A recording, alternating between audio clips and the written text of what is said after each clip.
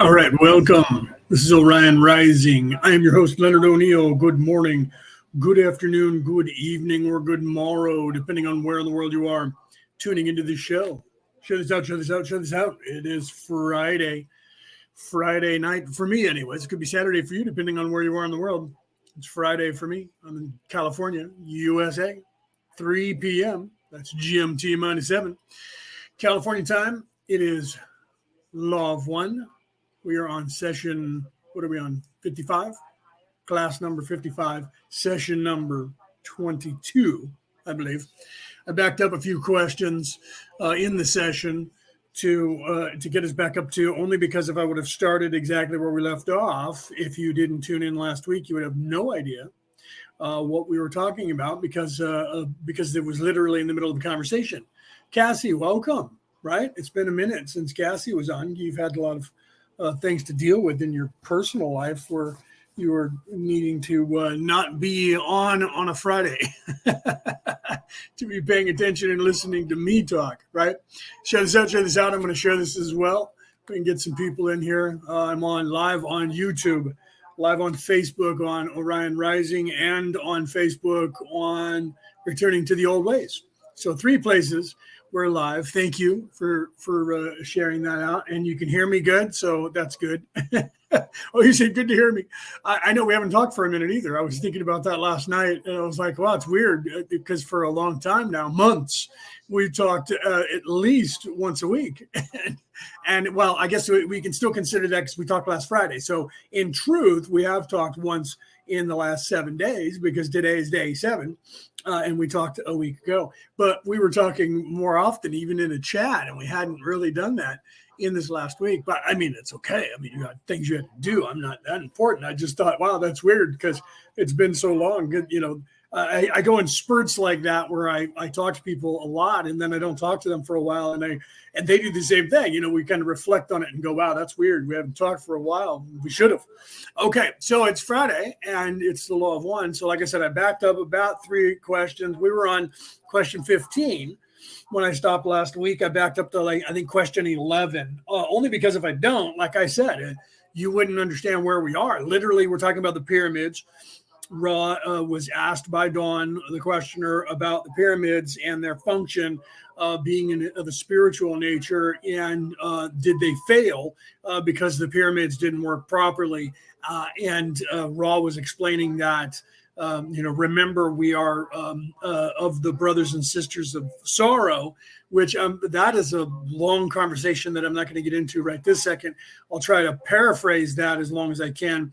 There are different avenues of approach, just like we have different religions on this planet in this reality.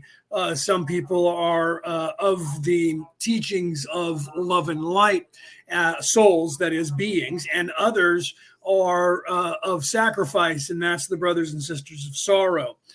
So it's more of a sacrifice, which I am part of that. That's why you don't hear me talking and preaching so much love and light, even though I believe in that. And that's the majority of the message that I'm trying to get across. The truth is, I'm part of the brothers and sisters of sorrow, and that's why I have returned as a wanderer to this place, because of self-sacrifice. I was thinking about that, and I wanted to bring that up because we're talking about that. Literally, Ra just said that. And I wanted to give a definition that a lot of people sometimes, when they are waking up or are awake, and you get to this certain level of your development. So I wanted to cover that to show you the difference between of these categories, okay?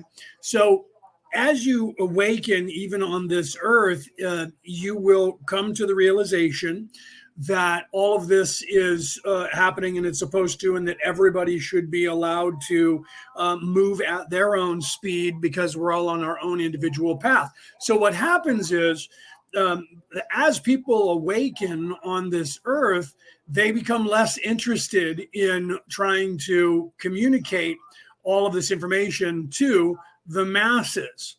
And they become either recluses or whatever. They just don't talk about it, and they don't let people know because they've hit that level. where you awaken to the knowledge of the yin and yang and the dance that's going on here and how perfect that it is. And then you come to the realization that in truth, there's no reason to tell anyone anything, because those who are ready to get it will, and those who are not can't.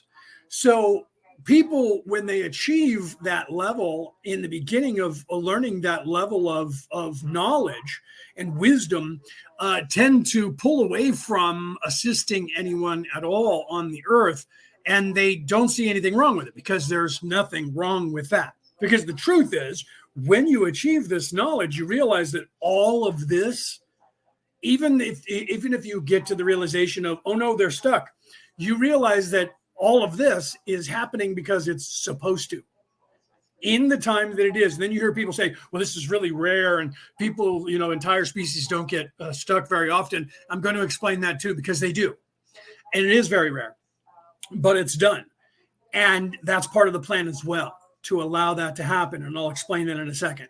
So as a person, if you're a person who is in that place of your awakening to where you realize how all of this works, and that it is, in fact, what Ra is talking about, this illusion, and this yin and yang is, in fact, a dance, and there is no right and wrong, because people that are doing evil and narcissistic have to exist so that everybody can then serve the all in a better and more efficient manner, which was part of the plan brought together by all of us, the creator and co-creators on every level of the logos, sub logos.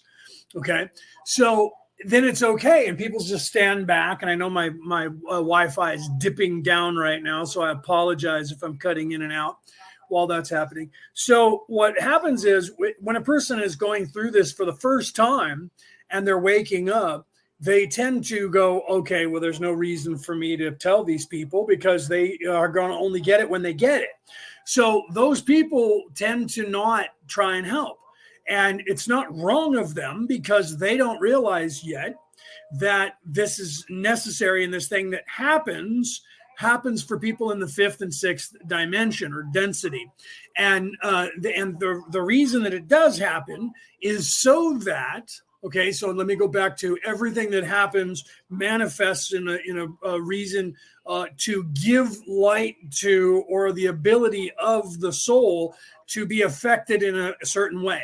The pyramids are what we were talking about in the last session. So the pyramid was there to give people the opportunity of going into the pyramid to then discover what the pyramids were invented for and intended for, and then ascend either in a healing way or in a sacrificial way, or not literally killing yourself or dying for, but for giving to others and being in service to others.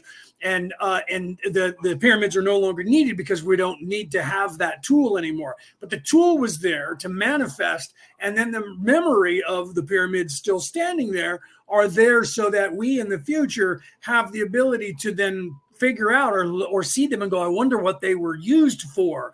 And we need to figure that out. And then we investigate, and all these different possibilities as to who built them, when they were built, how they were built, why they were built, what their function was, allows people to go down many different avenues for their experience and for their belief system to expand their consciousness. So there is no wrong theory. So if you guys heard me like 2 weeks ago or a week and a half ago now, when I talked to Stephen Myers about the pyramids and how they were built, yet you see me talking on the law of one, and the Ra on the law of one say they built the pyramids, and Stephen Myers said he's got an idea how the pyramids were built. And I actually agree with that idea, not saying I don't think that Ra built it, but I do think that it is possible that the pyramids could have been built by humans back then. Whether they did it or not, we can't know unless we go back in time, or until a later date in our existence where we get to have access to that knowledge. Or aliens, like Denise just said in the chat, right? So my point here is that everything manifests to give light to people, to have the opportunity, like Ra talks about aliens and UFOs. Thank you for bringing that up, Denise. And that some of these UFOs are not, in fact, real. They're actually thought projections, and they're only there because that person wants to expand their consciousness to the idea that there is something larger and more and bigger in the universe than just the human race. So then they have this vision in their mind of aliens, and they believe they saw this, and that allows them to then explore that ideology, even though people ridicule them and say there is no definitive proof that aliens exist. And they're like, no, I swear I saw that. And that expands their consciousness. But everyone they talk to, it also affects like a drop in the pond. Do you see? Okay, so now let's go back to the point of what I was talking about, how then when a person is ascending and they get to the realization of how this place works, and then they ascend to a higher position of 4D, 5D thinking, they look back down on this reality and they realize that this is actually what's supposed to be happening. And so there is no, oh no, the bad guys are in, evil people are in charge and they've got us stuck and they've taken control and we're all slaves, because you realize that's part of the dance as well. So you've moved past into the realization that evil people did take control of this place and turned it into a quasi prison. And then you ascend past that to the realization of, oh, okay, this does happen in the universe and it's designed to, and it's supposed to happen in the universe. And then you think, oh, then I shouldn't be bothering them. There's no reason for me to bother because this is normal. Okay, so that is a normal realization. However, the function of a society getting trapped is not for you in third density unless you've graduated to that knowledge. And what happens is some people who are doing this for the very first time won't get the higher knowledge in this lifetime, and they'll just stay. I'm not going to talk to anybody because there's no reason to, because this is just happening in this illusion. It's not real. This isn't happening. It just thinks it's happening. And that's okay. If you're one of those people, what I'm about to say to you is going to sound a little crazy, and you're going to think that I am a little crazy, or, that guy doesn't know what he's talking about. So if you're one of those people, it's okay. Okay. So if you're not, and you're going, I know that there's something else going on. The reason that this scenario happens in the universe where planets and species get stuck is because of giving the opportunity to higher plane existing souls that are part of the self-sacrifice ideology, which is called the Brothers and Sisters of Sorrow. And then if you're of that knowledge and that teaching and learning, you need to then sacrifice yourself in a larger way for the greater good. And what happens is, from the fourth and the fifth, usually from the fifth density, souls will then listen and hear the call, and they'll go to, like a moth to the flame, to that call, and then descend and sacrifice their ascension possibility for being stuck with those people to then come down to the planet and change things and help everyone to ascend to get them unstuck. So being stuck and a place being stuck is actually rare, but it's done because there is a group of souls from higher planes that need to have that ability to then get that achievement or experiences of doing this. And I'm one of those souls that are doing that. So in that sense, if this makes sense to you, and this is why I'm saying all this, because if it makes sense to you and you're like, yeah, no, I get that, because that's why I'm here, then you came from a higher vibration. Either you graduated, you're from this planet, you graduated to the fifth density and decided to come back as a wanderer, okay? Or you are a wanderer who's never been on this earth and you've decided to come back and you're here. But if this doesn't make any sense to you at all, and I sound out of my mind crazy, it's probably because you're indigenous to this planet and this is your first trip to the level of actually understanding what I'm saying. Or you haven't woke up enough to realize that what I'm saying is in fact true, and you will at some point in this lifetime, because you're already at a place to where you know that this is normal. I know that sounds really crazy, and I being a physics major in college, it also sounds like some crazy math physics that I'm explaining, that if you don't have any kind of place to hold on to look at what I'm saying and get it, you're going to think I'm crazy. So for those of you who actually understood what I just said, then good for you. But those of you, if that sounds insane to you and it doesn't sound elementary to you, then don't get mad at me and start sending hate mail, because you're just not there yet. And, and people always say, well, what makes you think that you know what you're talking about? And like, well, it's because I don't think that I know what I'm talking about. I have access to knowledge, and therefore it's the same knowledge that everyone gets and can be tested by checking with people all around the world throughout time who have said these same things. And it's universal. It's not like we're all reading the same book and following in the same person, because most of the things that I've said in my lifetime, other people have said, that's just like this book, or that's just like the Law of One. That's how I got onto reading the books of the Law of One, because I was talking about the way the universe works. And I had someone say to me, that's in the Law of One. And I said, what's that? And so I read that back in 2016, 2017, all the books, and said, wow, I need to talk about this. So I translated it the first time in a lower vibration and decided to, now that society is in a better place to understand a little fuller in a higher realm, because I'm rolling myself out to the world now where I wasn't before. I was just trying to get the message out. Now I'm actually rolling myself out, and all the people that work with me are doing the same.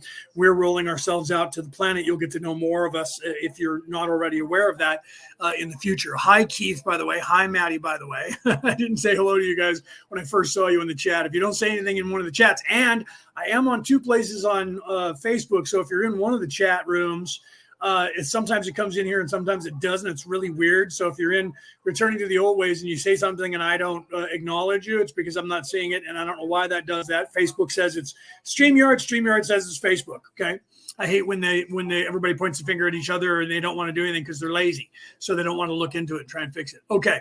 So we were literally talking about, now we're going to go into talking about Akhenaten and the life expectancy of the people in Akhenaten's era of Egypt at the time, which was about 4,000 years ago, 3.5 to 4,000 years ago now. Actually, maybe a little bit more than that, because we're in 2022, so it's 2,000 to 0. So this was probably 4,500 years ago. Don't quote me on that, but it was Akhenaten. You can look up when that was. And that's even debatable by mainly in the science, right? Mainstream science. Okay. So, yeah, and I thank you, Cassie, for talking about it's a great day. Today is the beginning of the waning of the full moon, which is a super moon, which is a blue moon. So it's a blue moon that's a super moon. At the same time, it's a blood moon, depending on where you are in the United States. Out here in California, it was deep red the night before last when it was over San Francisco, right? I didn't see it last night, though, when it was full. I didn't run out to see it. We had cloud cover, so we couldn't see it here, but the night before we could. So it is a full moon worldwide right now, which is a blue moon. So that's very rare, of course, because the blue moon, and it's a blue super moon, and it's a blue super moon blood moon, and it's actually a harvest moon, the beginning of the harvest that goes September, October into November, right? And then the harvest festival in December at the solstice. So if you're European and old world European religions at all, you know what I'm talking about. Even the Christians still, kind of use their holidays around that, right? Right. He says, we're not here to sacrifice. No, we're not. We're not here to sacrifice, but being here is a sacrifice. He says, not one of us.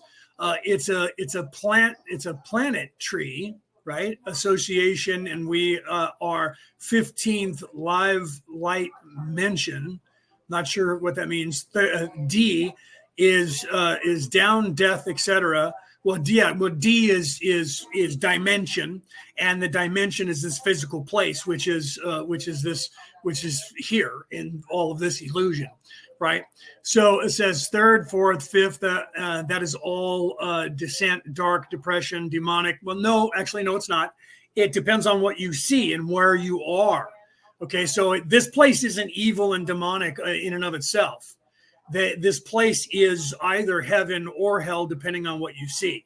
So it's not, this place isn't inherently evil. It's just, this is the place where evil does exist and begins, because in this place, you have the choice for the very first time because you're self-aware.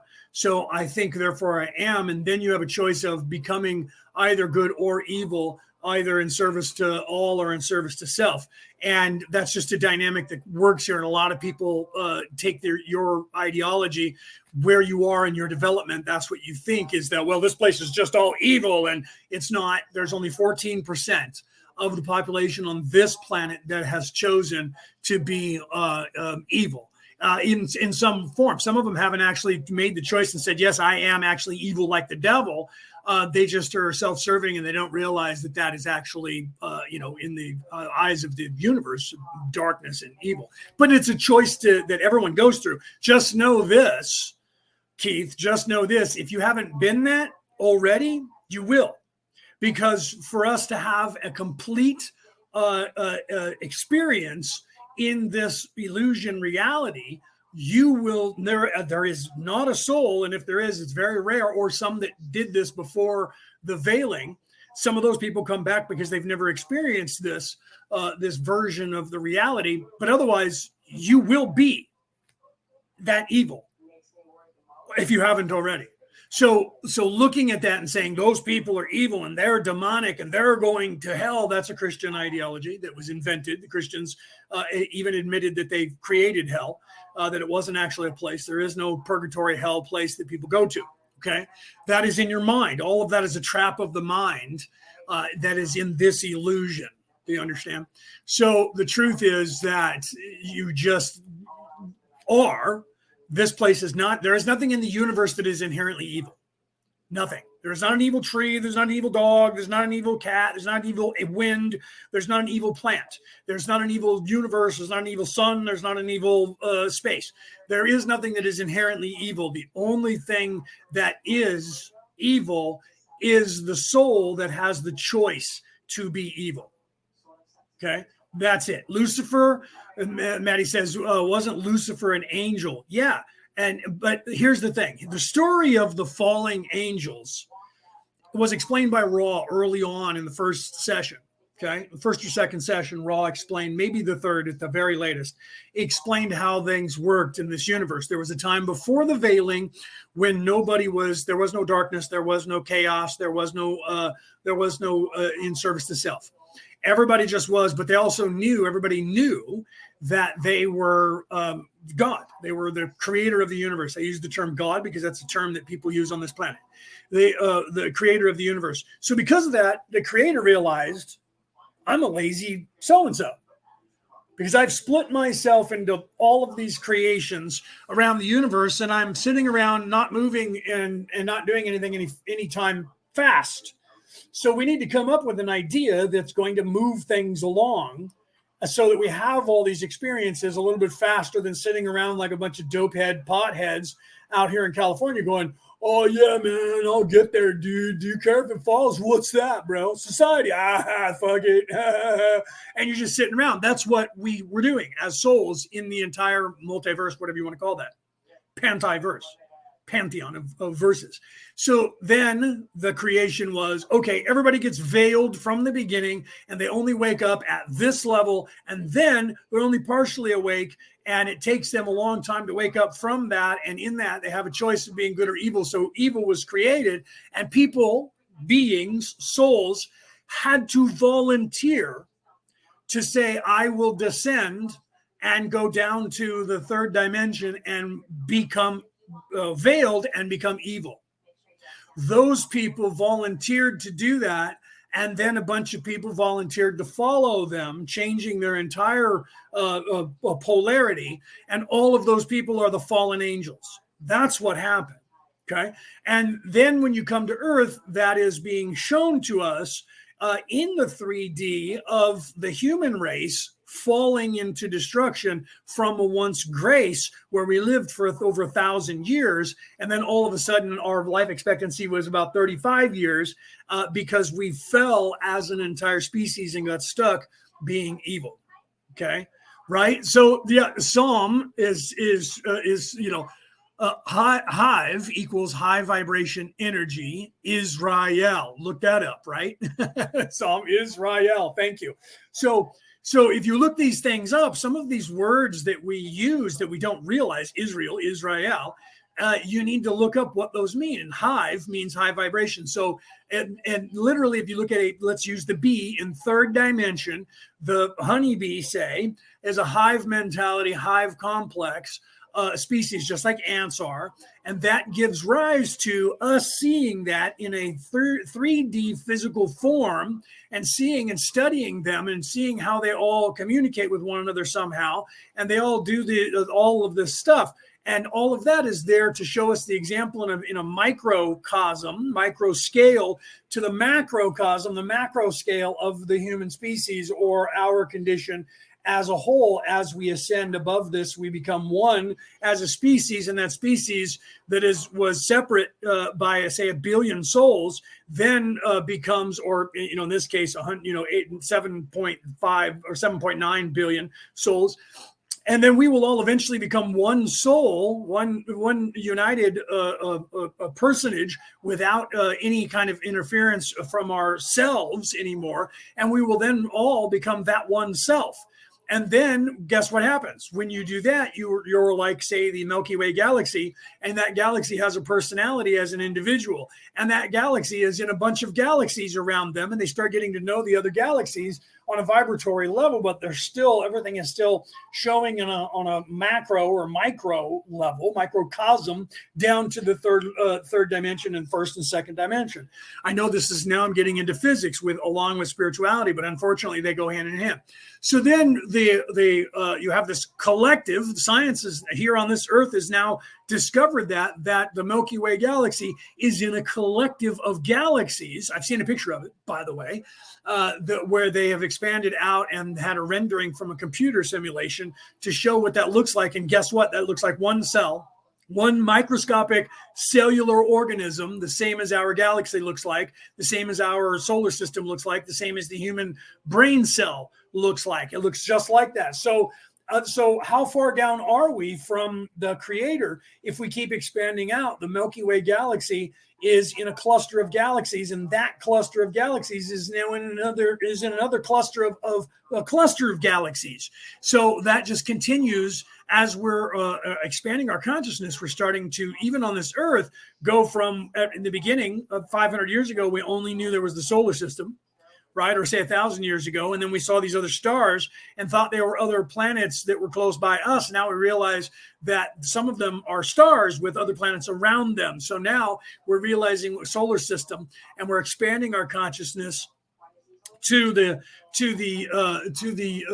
cosmos, and realizing that it's larger and larger. And just in my lifetime, it's gone from Milky Way galaxy is pretty much the only thing, to, wow, there's other galaxies nearby, to, wait a minute, these galaxies are making up a universe, and our universe is actually in a cluster of universes.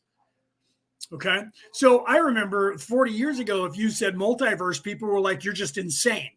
There's only one universe, and that's it. That's everything. And now they're like, well, wait a minute. It's possibility that a lot of these stars we think we're seeing out there are, in fact, entire universes, not just star clusters, or not just galaxies, not just solar systems. 100 years ago, they were just solar systems. 50 years ago, they were galaxies, right? Galaxies. Now they're expanding to universes and realizing that there is a multiverse. Do you see my point? So all of this is from your perspective, and this goes to the belief system that we all individually have, that all the truths we cling to depend greatly on our certain point of view, and that's our perspective. So from our perspective, for instance, this is the center of the Big Bang. From our perspective, the Big Bang happened here, okay, right here where the Earth is. I don't believe that's true. I believe that from everyone's viewpoint, the Big Bang happened wherever you're standing, because everything is a part of the Big Bang and has expanded out from that. Okay. So, yeah, so some showing O-Ri or O-Ri-On, right? So what these words mean, you know what? I was just watching on TikTok the other day, a video that was shared to me, and it was Bruce Lee. And Bruce Lee said, never say anything negative about yourself, because your body doesn't know the difference. And so you have to be careful of what you say about yourself or anyone else. And I was teaching this when I was like 13, 14 years old, and people were telling me I was crazy. That I was saying you have to be careful how you see people, how you talk about them, how you perceive them, and the stories you make up about people in your head, because they're not always right. And most people get this idea that whatever I think is right, and then nobody can change their mind. And I believe that, and it is that way. And there's nothing you can do to tell me otherwise. That's your ego talking to you. And what happens is your body doesn't notice the difference. And then, and this is where Psalm is actually talking about the breaking down of words. And Bruce Lee furthered that with saying, don't say anything negative about yourself because your body doesn't understand the difference. Why do you think when you're writing, they call it spelling? Because you're casting a spell. Words have energy and words create the universe. This is me talking now, but that was what he was meaning. So Bruce Lee back in the 70s said this and I watched a little bit of interviews with him when they were talking to him, and I realized he was far more awake than people ever gave him credit for. And so my point here is, and this is what Raw is talking about. So my point here is that you have to realize that everything is your perspective. That doesn't necessarily mean that is the way the universe is. You start to realize that the more you wake up, and I'm going to wake up. There are people on this earth that say, wow, I don't know what I'm talking about. Leo, you're doing really good where you are. However, there's a lot more you need to learn. And I hope that never changes, because the truth is, and I teach this, and I'm going to teach that to you guys, then we're going to get into Raw talking about Akhenaten, is that literally nobody is ever perfect. The creator of the universe is not perfect. And people say, how dare you? Blasphemy. How dare you say that God is perfect? No, God is not perfect, because God created all of this for us to do this.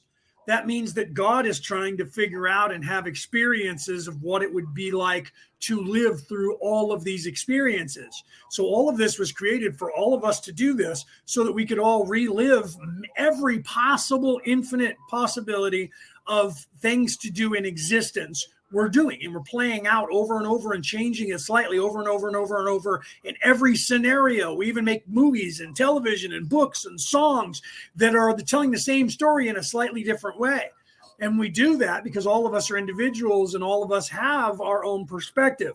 So we're supposed to do that, because the truth is every story that could possibly be told has already been told, and it's just being retold over and over and over by different generations. And so some people get to that realization and say, and I've done this, why should I even bother then? Because everybody's doing it. Because your perspective is a different one and it's unique to you. So that's why literally when you're being trained as a police officer or any kind of investigation, when you question multiple witnesses, you separate them, because if you don't and they overhear each other, they'll all of a sudden start, whoever's the strongest willed person there who says it was a blue car, other people are going to go, yeah, no, it was blue. That's right, it was blue. So, and that's proven that you can get people to be swayed over. So they separate you and they ask you the same questions. And what happens is every individual has their perspective of what happened. So all of a sudden everything changes and you hear the story change, but then by asking 2 or 3 or 4 people the same thing, and then having another police officer, this is why they usually do this with 2. One person asks you, and then he goes to another person while the other guy comes over here and says, okay, tell me the story. Well, I just told that guy. I want you to tell me the story. The reason they do that is because they want to see how consistent each person is with their story. And then they go back and they talk to each other and go, well, I talked to that woman over there who calls herself Janice, and this is what she said. Okay, well, this is what she said to me. And then when you do that enough with 2 or 3 or 4 people, you get a better painting of what actually happened in that scene from listening to everyone else's perspective. Because some people miss things and they don't see what was going on right in front of their eyes because they were not paying attention at that particular angle at that time. So that's part of investigation. Okay, so but that is an explanation, an allegory for you, if you will, of the universe itself and what we're doing here. We're all having individual experiences, but like in this chat room, we're all having the same experience now. You guys are listening to me and talking to each other within the chat.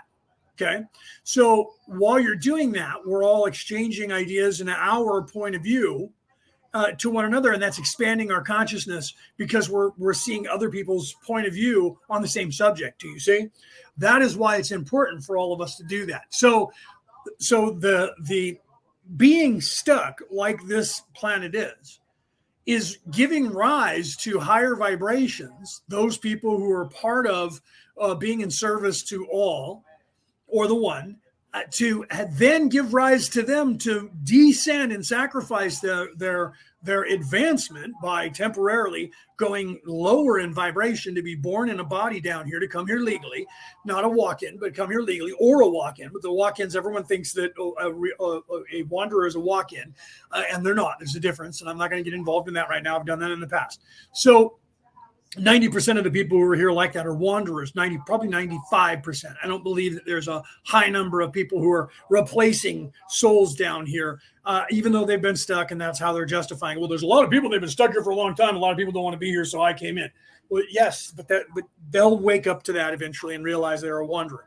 Okay. And then there's different terminologies that some people don't call it a wanderer because they don't know that that's what that means. It depends on whether they're tapping into the Akashic record. Okay, so that gives rise for those people that are in service to others to then get the credit for descending and sacrificing their own journey as part of their journey to come down here. The ultimate sacrifice, or sacrifice is the ultimate thing you can do if you're in service to others. So instead of, I'm going to go and die, improve, right? Like say Jesus did, or, other people, Mahatma Gandhi, some people choose that path to come down to die. And then some people, choose to serve. Do you see? Okay. So Maddie said, is being in service to one also being in service to all? Yes, it's the same. So everything is the one is, when I say that, I'm going further up all the way back to the creator. The all, I'm saying that the all is everything below the consciousness of the Godhead, the consciousness of the creator, all the other co-creators at every level coming to here. I actually put that in my book, and I just sent it to the publisher, and they just sent it to the editor. And I said, I need a note on there to the editor that when I refer to the all or the one, do not, if you're running it through a computer program, it's going to want to take the out and just say all or one. And that is not what I'm saying, because if I'm just wanted to say one, I would just put the word one there, O-N-E, and that means individual. That's not what I'm saying. I'm the one is the one true creator. And I didn't. And if they say, well, how it can't get by our program, then I'm going to have them add the one true creator, the all of consciousness in the universe. If I have to add those words every time I make that reference, it'll expand my book by probably another 2,000 words or more. Right? So I'm not concerned with that. If that's what happens, then the book's longer. It goes from 255 pages to 300 pages. I don't care. If that's what has to happen, I'll do that. Bo, welcome, by the way. Deborah, welcome, by the way. So the answer to that is it's the same, but one, the all is the all consciousness on a higher level, and then the one is on a higher, all the way to the creator, or the individual, depending on what your reference is and what you're doing at the time. Do you understand? Okay. Maddie said drugs like LSD, what is that? Salvia? I've never heard of that. And do all that. It feels like the expansion of your mind. These drugs, DMT, ayahuasca, the drugs that are out there that expand your consciousness, they've always been out there.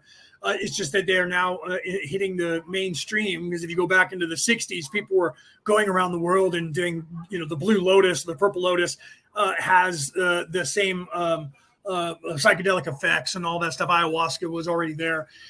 It's just that people in the United States didn't know about it. People in the modern world didn't know about it until it's now taking hold. But and in the 60s, that was the only way people could expand their consciousness to get to the place where we are now.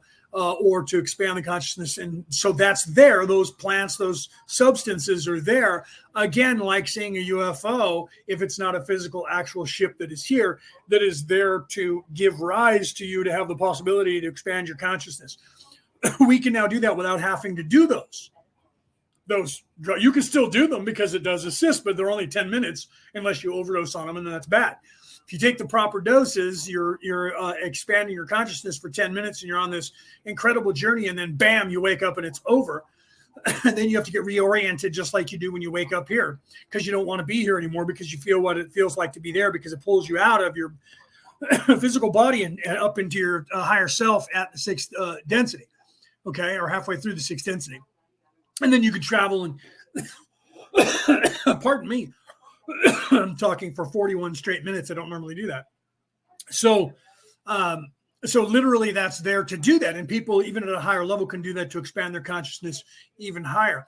But we don't need to. People are doing that without the need for those medications and those drugs anymore. But they're still there to do that. It's not a bad thing if you're doing it controlled, in a controlled environment with people there that are not going to screw with you to mess you up, and that you're there doing it for a spiritual reason to expand your consciousness. Otherwise, yeah, right. So Penny says, I find that no matter where I am I find people that just need to have one person believe and treat them. Well, that is where the population is, Penny, currently.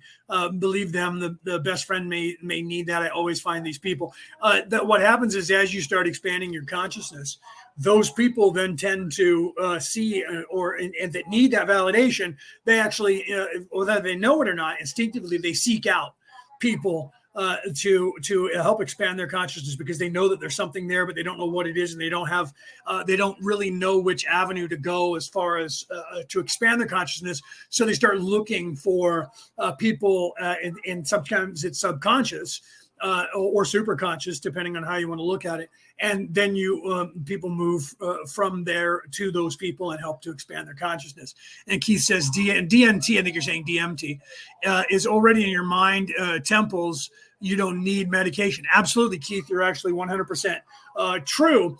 That, and I talk about this in my book, and I've played the video or sent the video into the chat, a Law of One chat on Messenger. If you're not in that, you should have somebody add you to that because we have really good conversations in there after the show during the whole week leading up to the class on Friday. So it's a really good place to learn from. But there's video out there that I can link to that shows that. You probably already know it because you're making the comment about it, that it's actually developed in your brain, in the hippocampus of your brain, as it is the pituitary and the your what is it, your third eye and your I can't think of what the gland is now, right off the top of my head, because I was on an expansion there.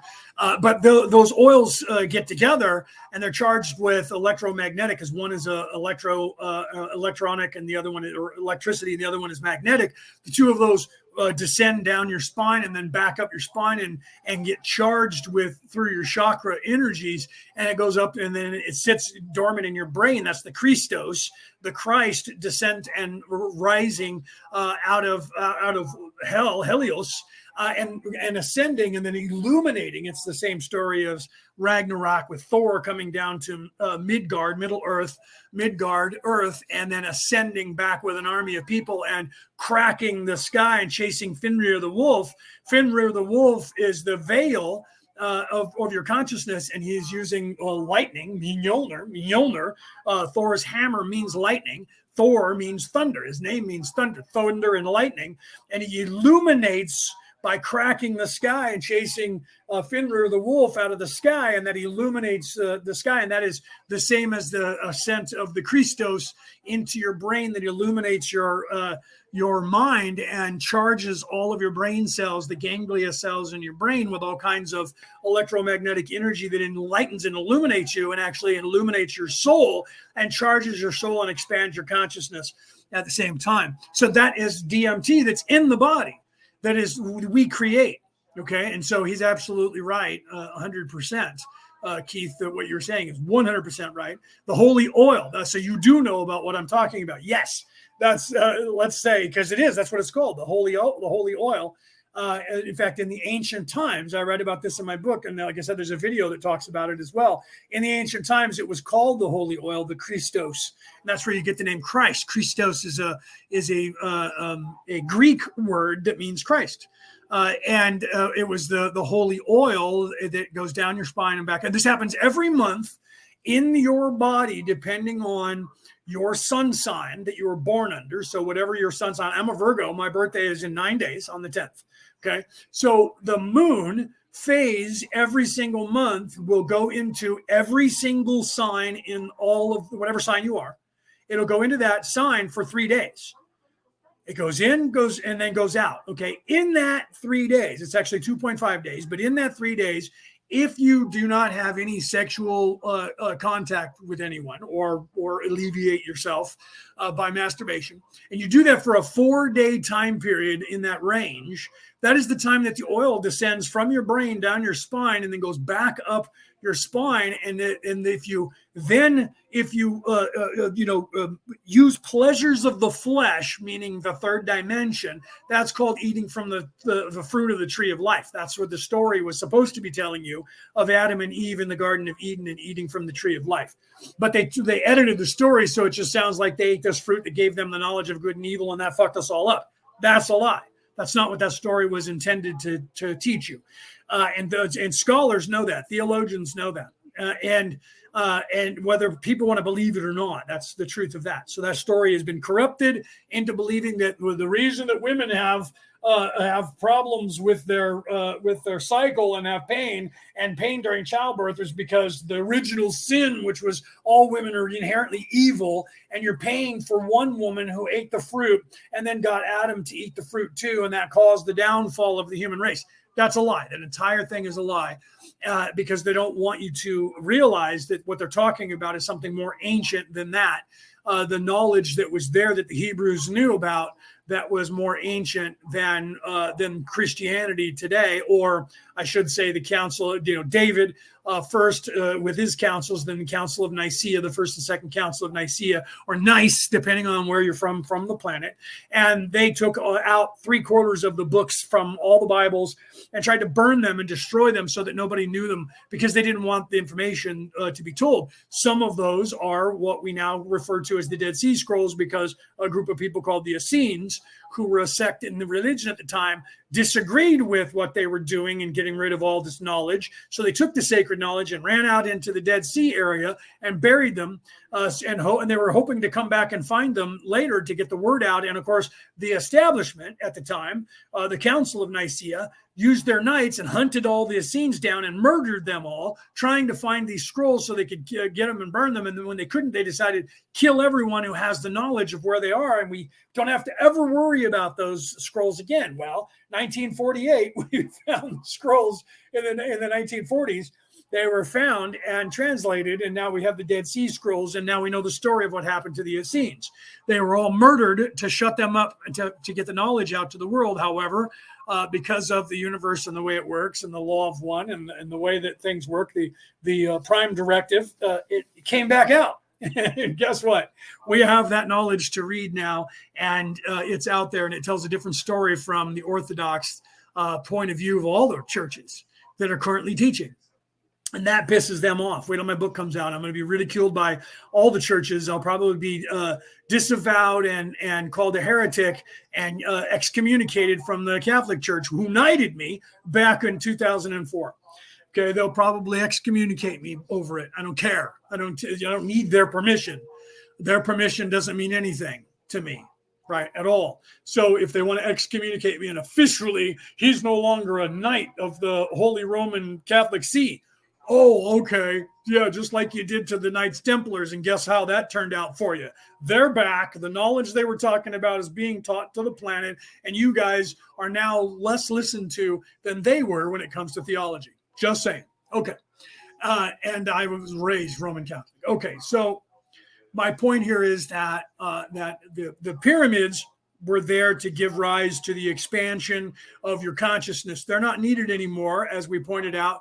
DMT, ayahuasca, and purple lotus, and all of these things throughout history were doing the same thing. Peyote, THC in marijuana. If you get a high enough, if you get something that's 100, parts per million, or milligrams per, whatever, and not like, because they sell only 20 to 50 now because they don't want you getting too high. Why do you think they call it high? Again, let's talk about words and what they mean, right? So, look at how that is. So if you get high enough, I grew up in a time when people were shooting for over 100 parts per million of THC to get super high. So I would smoke something that's 50 parts per million, and I would smoke a couple of bowls to get myself, even literally not too long ago, to get myself high enough to feel that high. And so when somebody gives me something that's weak and I'm like, oh, this will let me drive down the road and not, yeah, you're okay with this because you're kind of high. I'm like, give me a couple more hits so I can really get up there in vibration. So literally that's what I would do. And my sister does that now. And she's like, oh my God, this stuff is so weak compared to when we were younger. I'm like, yeah, you got to smoke a bunch of it now. It's kind of a waste. So I always tell people I need to have the indica, right? So I'm the indica couch. I want to be so high that I'm sitting there tripping because that is what I was trying to do and what everybody's trying to do with that drug. But we don't need that. We can do that through meditation now. So on a higher level, right? Penny's like, right, same. Penny, you're almost my age, aren't you? You're close. You're only a few years younger than me. You know what I'm talking about, right? Back in the day, we used to smoke that stuff and get high. And that was what we wanted. We didn't want that weak ass shit. We called that skunk weed. What did you grow this in your backyard or in your house? Is skunk weed, dude. I need another hit. So then we could, nowadays people are smoking that stuff. They're like, oh yeah, this is really good, dude. This is like gives you all kinds of energy. I'm like, it's because it has more DMT in it. So you're instead of THC. So yeah, you gotta have more energy because the DMT makes you feel good. It's like taking a freaking narco. So and then you got a little bit of a buzz. We used to do that. We would smoke pot and drink red wine, or we would take uppers. That's what they talked about in in that movie where they were going back to Vietnam to get everybody out. And one of the characters played by Randall Tex Cobb was his name was Sailor. They called him Sailor. Why do they call him Sailor? Because he sails away, drinks red wine, and takes uppers and sails away. At that time, I was like 16, 17. We were doing that. We were drinking Ripple and taking uppers or smoking pot and doing the same so that we could sail away because it adds to the high. Creeper weed. Yeah, I love that, Penny. Yeah, we called that skunk weed too, right? Creeper weed or Indian skunk, right? Or we'd call it Apache. I used to say, ooh, this is Apache weed because you never even see it coming. It creeps up on you. Love that stuff. And then, but see, the problem with that stuff, Penny, is that people, they don't feel high. So then they take more and they take more. And then all of a sudden they're really fucking high and they trip out. See, we learned to go, okay, is this creeper bud? We'd ask the person before we started smoking it. And the people usually would go, yeah, dude, no, it's cool. You just take a hit and wait because you're going to be okay in a few minutes. You're going to be pooping, right? Yeah, the Psalm says the ninth realm. Yeah, right. We used to call that Cloud 9 when I was a kid in high school. And now I'm just reminiscing. When we go to the bathrooms, they were getting all artsy fartsy. And so they were painting all of the bathrooms and the entryway to the bathrooms a sky blue, and they painted clouds in there because they wanted it to be serene for all of us because kids were, they were going in there and doing graffiti. So they were painting stuff like a mural, but it was all with these clouds. So those of us I was dying laughing. I was 16, 17 years old at the time. I think I was 18 at the time. So I was in high school. So between 16 and 18, we numbered the clouds. And there was a big cloud, and we called that one Cloud 9, right? That was Realm 9. And so that was where we'd go to smoke pot so that we wouldn't get caught. We'd go in the bathroom, get high, and we'd have lookouts in the hallway. And that way nobody would get caught. And if the teachers were coming through or some narc, they would just knock on the wall. And then people inside would go, oh, crap. And then we'd put everything away and come running back out and spray ourselves with something so we didn't smell like pot or whatever. And we'd also sell dope in there. That was where you went in to buy and sell whatever you had. And we would have security, right? So we called that Cloud 9. So literally the men's bathroom in the hallway in my high school was called Cloud 9. The teachers didn't know about it. They didn't know why. And then they started learning that. But then they were just like, oh, okay, so they're tripping. They're young kids and they're calling it Cloud 9. Ha ha. But they didn't realize that was the place where everybody went to smoke pot. Everybody went there to buy and sell drugs. And literally we had security. So there would be like 10 or 15 or 20 of us on every break that would stand in that hallway, although they called us stoners back then. And we would all stand in that hallway, and that was what was going on. People would be going in and out of the bathrooms anyways to go to the bathroom, right? So it didn't seem weird that 2 or 3 people would go in the bathroom and be in there for a few minutes and come back out.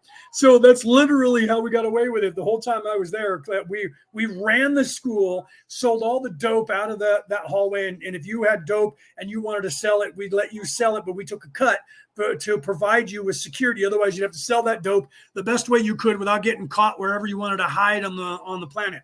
And we didn't care. Otherwise, you had to pay us money to sell that dope, and you could come in and out and have as many customers as you wanted. But if you drew too much attention to you, you were out of Cloud 9. You were banned.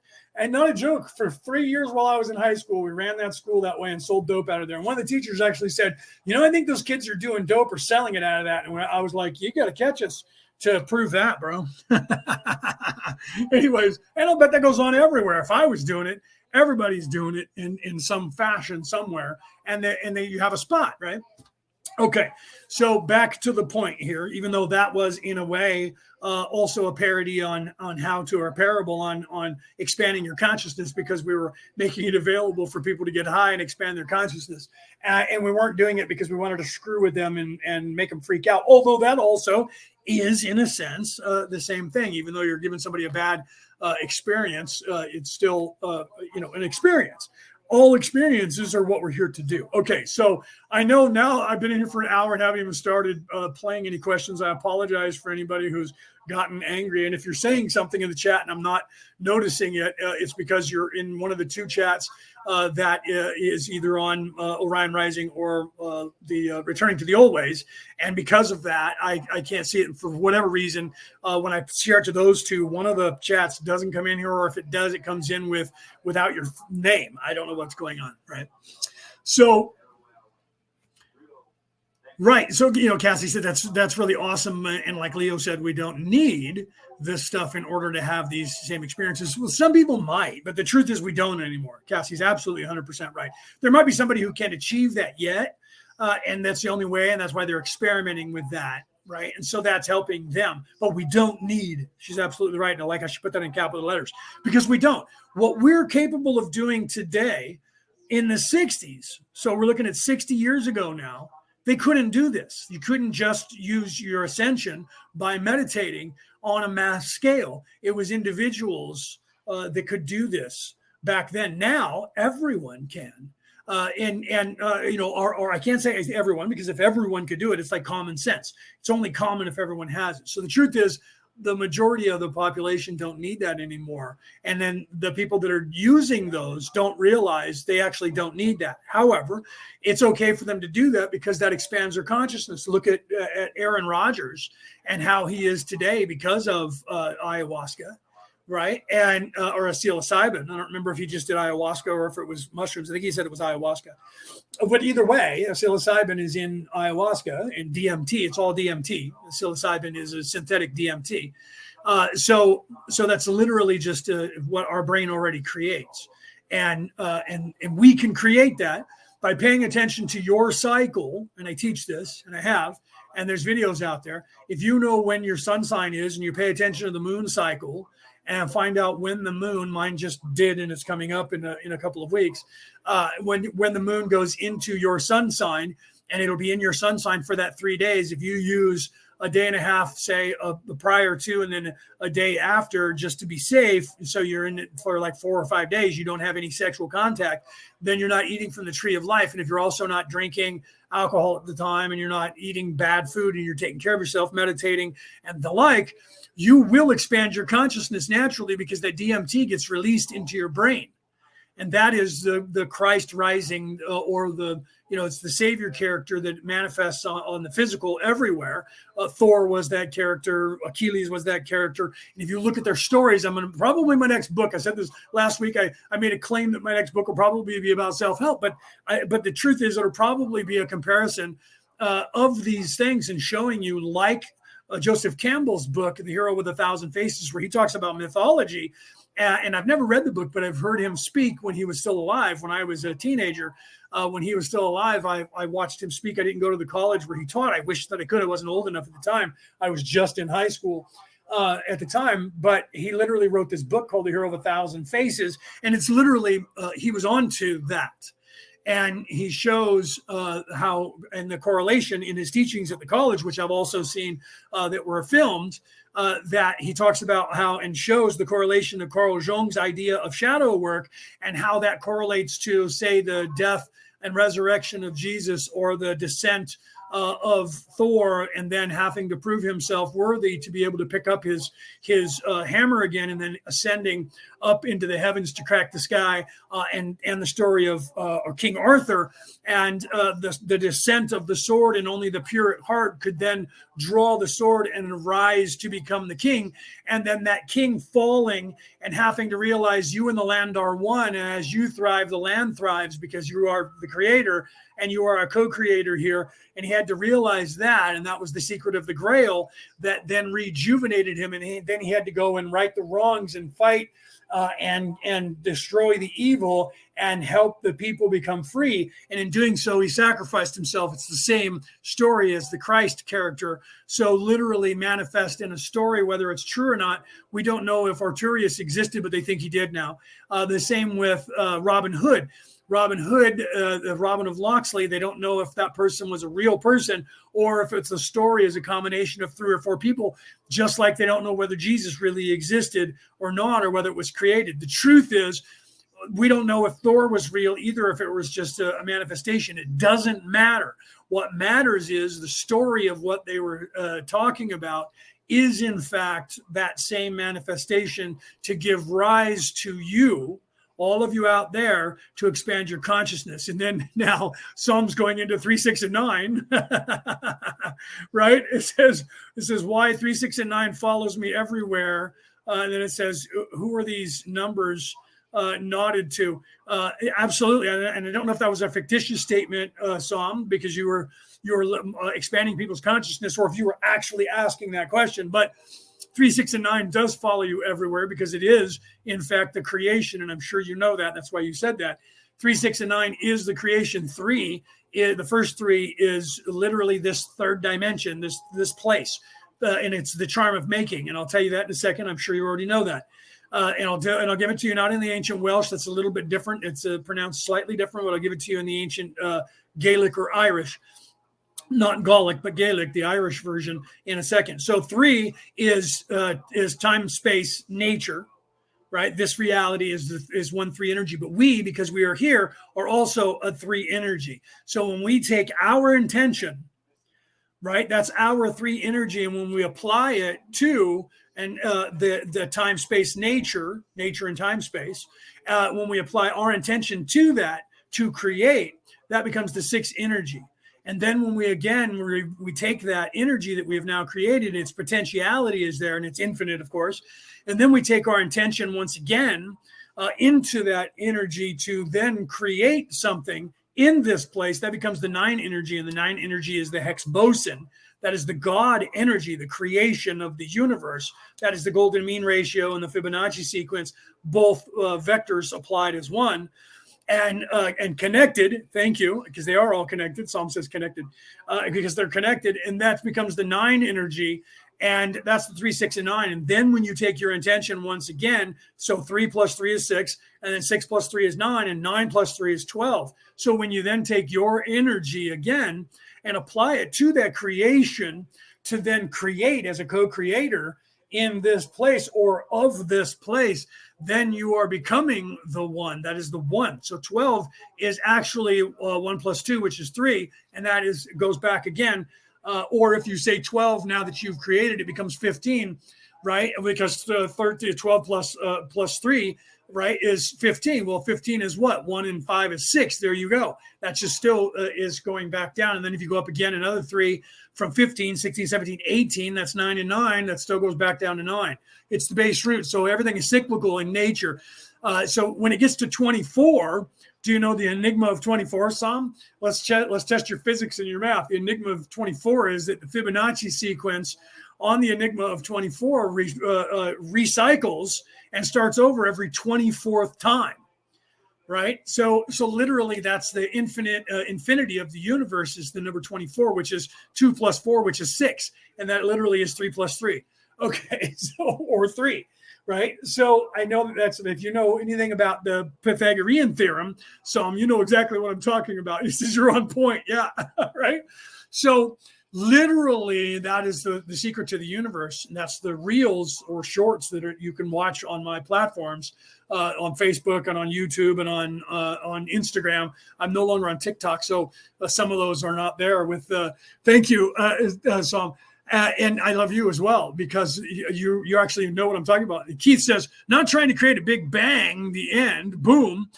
It was me that woke and started the shit now off in 2017 and 2021. 369 is, and he says, my racing pigeon, etc. loft number. Oh, okay, that's kind of crazy, right? What you just said, the Prince Thor, etc., is correct. Pagan or is a Pendragon? Yeah, Uther Pendragon. So you know that story, Keith. Keith, you're on to the symbology or the mythology and the of creation. And so let's get to the charm of making, because if you know Uther Pendragon, right? So if you know the Pendragon, you understand the charm of making. The dragon, what is the dragon, Keith? The dragon is, now here goes Peter Coyle from Ireland with his mathematical equations that'll boggle your freaking mind right now. And he noticed that he has the triangle in there, which is 3, 6, and 9. And look at his equations when he does that. If you actually know the math, my nephew sees this math and he goes crazy over Peter, because Peter just channels that shit and puts it out there. He used to do that with binary code too, but nobody got his binary but me.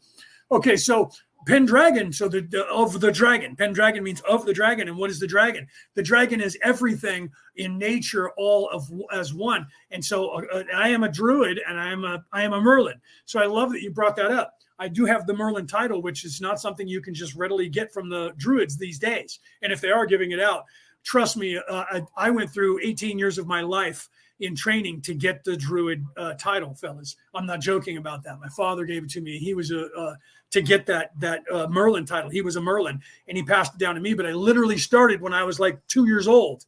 And literally when I could speak, and he caught me casting a spell on my bed, I was casting a circle, a bubble to sleep in, because I didn't want any negative energy or evil energy to be able to touch me. And he said, how do you know to do that? Where did you learn what you were doing? And I was like, I don't know. I just know that this is the way.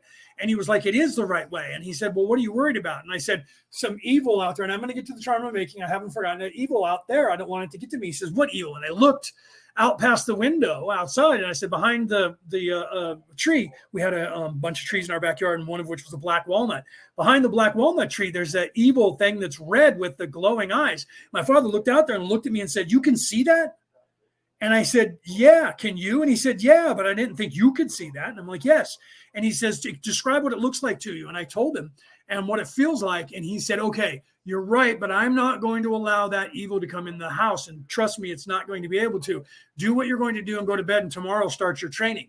I may have been 3, maybe 4 years old. So from then until I was 19, I was being taught these ancient druid ways by my father and told not to tell anyone about it, because they wouldn't understand this. And as I got older, I realized why. And then he gave me the Merlin title before he died. He passed on when I was 19 years old, on December 27th. Figure out that math, right? December 27th, 12/27/82, I think it was. No, it was 86. So look those numbers up and figure out the star chart on that. I've done it. It's kind of freaky. Anyways, so literally, Uther Pendragon, the dragon is the energy of the all, and that it is alive. And that if you were able to see the dragon in its whole all at once, and it got you got its attention, if it looked at you, it would burn you to cinders and cast your soul into oblivion, because it looked at you and you didn't have the necromancing ability to be able to withstand it. And I've had a conversation with the dragon. I wrote that literally in a meditation. I was going to write an entire book about it, and I think I mentioned it in my book that I just wrote about that, where I literally had that conversation with the dragon and saw it in its entirety, but was not destroyed by it. And that was the story of Smog and him having to put the ring on to be invisible because Smog would burn it to cinders. That's the story of the dragons. Anyways, so the Pendragon meant of the dragon, and Uther was of the dragon, and he was self-serving, and he wanted to have sex with the king's wife. So he had Merlin change his guise to look like the king, and he rode back in and basically raped the king's wife, where she thought she was having sex with her husband, and impregnated her and begat, guess who? Arthur, who became king. But because he was of that bloodline, and he had given, Merlin had the Lady of the Lake give the one sword, the singing sword, Excalibur, to Uther. Uther used it and his powers for evil. So because of that, it was his undoing. And when he died, he said, no one shall wield Excalibur but me. And he drove it into the stone. And Merlin saw that and said, no, it's going to be someone who has a pure of heart, who can draw this and prove to the world and then right what has been wronged by Uther Pendragon. And so because he was using the dragon energy for evil, it had to be righted. So then Arthur was born and became king and righted the world and freed people from the robber knights and became a good king. But then his sister came and did the same thing and raped him and had another child. And so the cycle was happening again. But Arthur didn't do it out of malice. It was his sister that did it out of malice, using the information that she gained, the knowledge of the creation, the charm of making from Merlin, and imprisoned Merlin and took those powers for evil. And once again, Arthur had to go through the same test his father had to go through, which is the same test in the Lord of the Rings that Strider, the would-be king, had to become the king and prove himself that he would be worthy of the One Ring and not then succumb to it like his father. It's the same story. So, which is the same story of Thor and all of that. It's the same hero of a thousand faces that we've recreated in multiple stories. The purpose for me telling you this is to show you, remember earlier on I said every story that's ever been told is or has already been told, and we're all just telling different versions of it. I just gave you more versions of that same story. Now, those are all allegories. Let's go back. The charm of making, which is 3, 6, and 9, which is literally to go back to what I was saying with taking the intention of your 3 energy and adding it to the 3 energy of time space in this place, nature, time space, makes it 6, and then adding your energy into it again to create makes it 9, which is the hex and the god energy, and then utilizing that to create is the charm of making is literally Anal Nathrach Uthvas Bethud Dothhiel Dienve. That is the Irish, not the Welsh. The Welsh is a little bit more eloquent. Like the word Dothhiel Dienve is more of a Gallic translation, like Celtic to Celtic, and it's so it's instead of Dothhiel Dienve, it's Dothsiel Dienve, where they say the C more as an S sound instead of a THC sound, where I say Dothhiel. Dothhiel has more of a little bit more of a Latin influence. The Irish has a little bit more, has influenced the Latin. It's not the other way around. Irish is older, and Welsh is older than the modern Irish. And so it has a little bit more of that sound that is it's still in that. And so that is Dothsiel Dienve. So it's Anal Nathrach, like that, instead of Nathrach, because there was no TH sound in the Irish. So the Nathrach is a middle Irish translation to that. And I know that's crazy that I'm getting into the linguistics, but I am teaching myself 22 languages currently. So literally the Welsh is a little bit more accurate, but that translates to Anal Nathrach Uthvas Bethud Dothhiel Dienve, translates to all that is nature and of time space, do heed my intention. So that's literally, I'm taking my intention as 3 energy and I'm calling to all that is time, space, and nature. Heed my intention because I am the creator. I have the ability to create here. And I am taking that energy and applying it to this, to do something, to cast a spell. And then if you then create a bigger spell by giving your intention and your energy into it again, that becomes the God particle, the hex boson, the 9 energy, which is controlling of all, which creates all, which is all and nothing.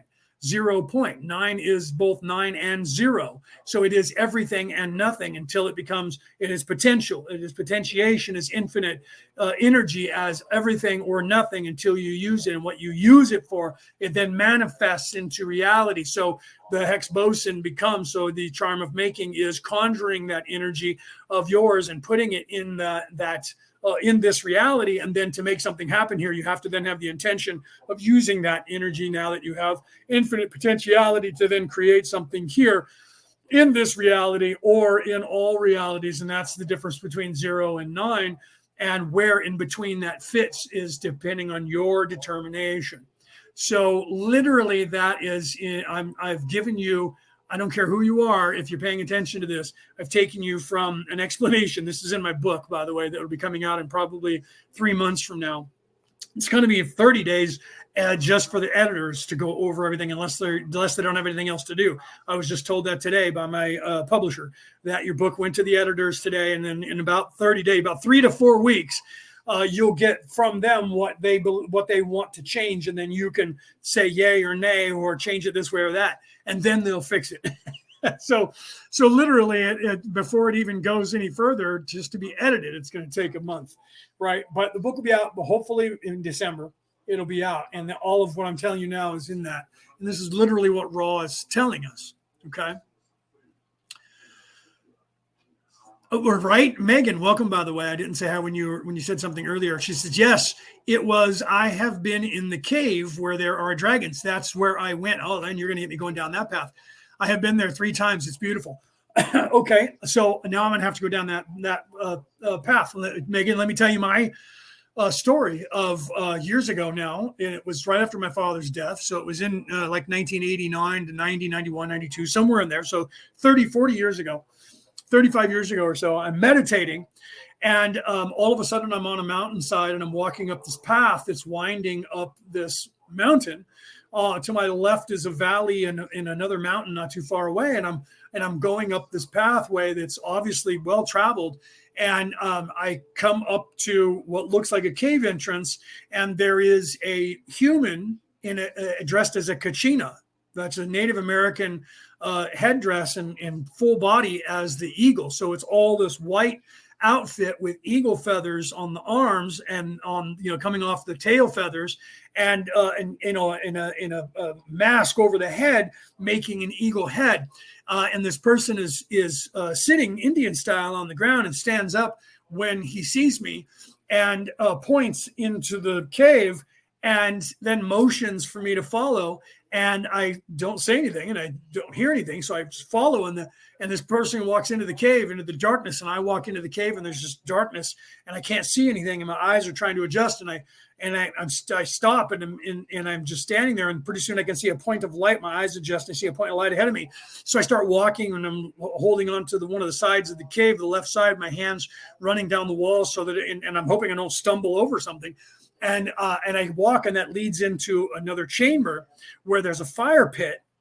And I walk in there, and there's a fire going, and I look around, and I'm by myself, and my attention goes up in the air behind on the side of the cave. And there is that person again, perched up on the side of the wall on a little ledge, still dressed in this Navajo Kachina doll and outfit. And he kind of descends off of there and lands and is standing, and then points in another direction.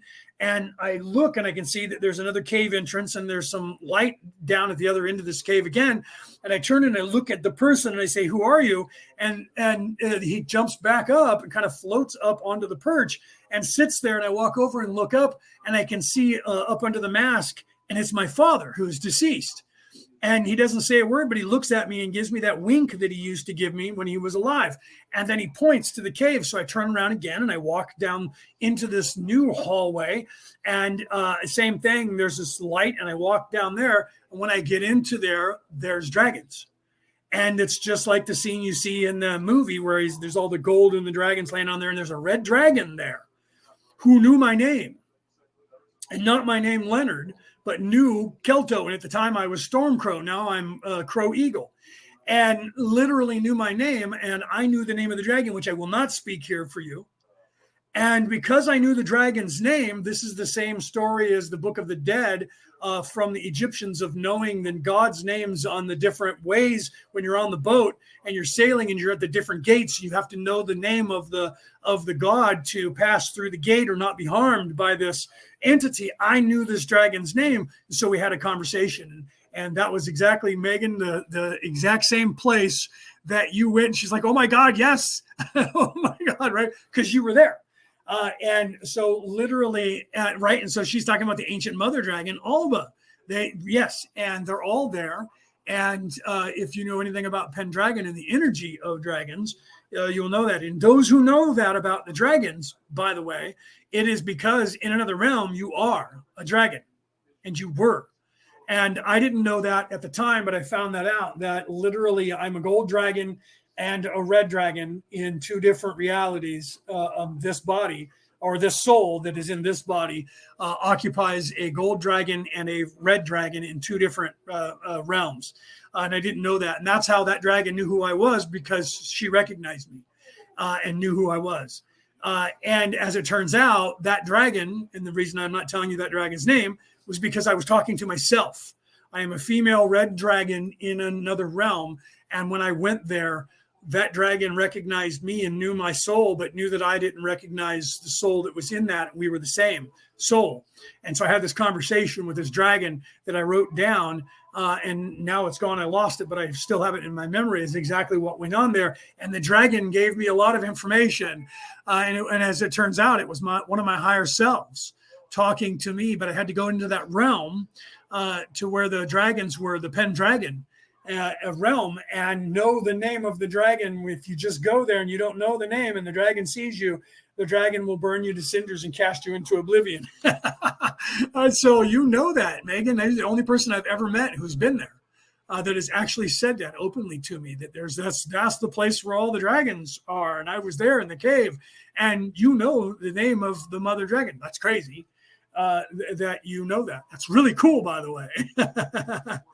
Right? Large emerald around her neck. Yeah, see, yes. And I didn't actually go before her, but I know what you're talking about because I've seen that in other visions. The dragon that I spoke to, so I'm not trying to say I'm Alba, right? But that's where you get, by the way, the name for Scotland is Olba. And so you were saying, I don't think you said Olba. I think you said, no, you did, Olba. Olba is the Scottish word for Scotland. And they took that from the ancient ways of the red dragon. And that's why the Scottish flag originally had a red dragon on it in a lot of the kingdoms. And the nobles there had dragons on their things that came from that. So Alba, and so that literally is Alba is the way they say it. Like I would say for Ireland, literally you would say Erin go Bra, meaning Ireland forever. And then for Scotland, they say Alba go Bra, and Alba is Red Dragon. It's another reason why Rothschild changed their name to Red Shield. Rothschild, that's what Rothschild means Red Shield, because they're trying to portray that they're part of the Dragon clan, but they're not. They're part of the Eagle clan, and that's they're from the Habsburgs and the Hohenzollerns. They're not actually Alba. They're not actually or Alba. They're not Gales, but or they're Gauls. And so if you know anything about the ancient religion, you'll know, right? Yeah, Megan says Alba. Yeah. So literally that is the word that we use for Scots today. Scotland is Alba. That's the land of the Scots, and the Scots literally were the Alba or Albania, like Albania today. Albanians were the Red Dragon, and that was the energy of those people and their clans. And that's why most of your Scottish tartans were red, the royal families. I come from the Irish, where O'Neill, which was originally yellow and is now green and blue. So it depends on how far back you go. But yeah, she says, yes, very correct. So yeah, Megan, one of the oracles calls me the history book.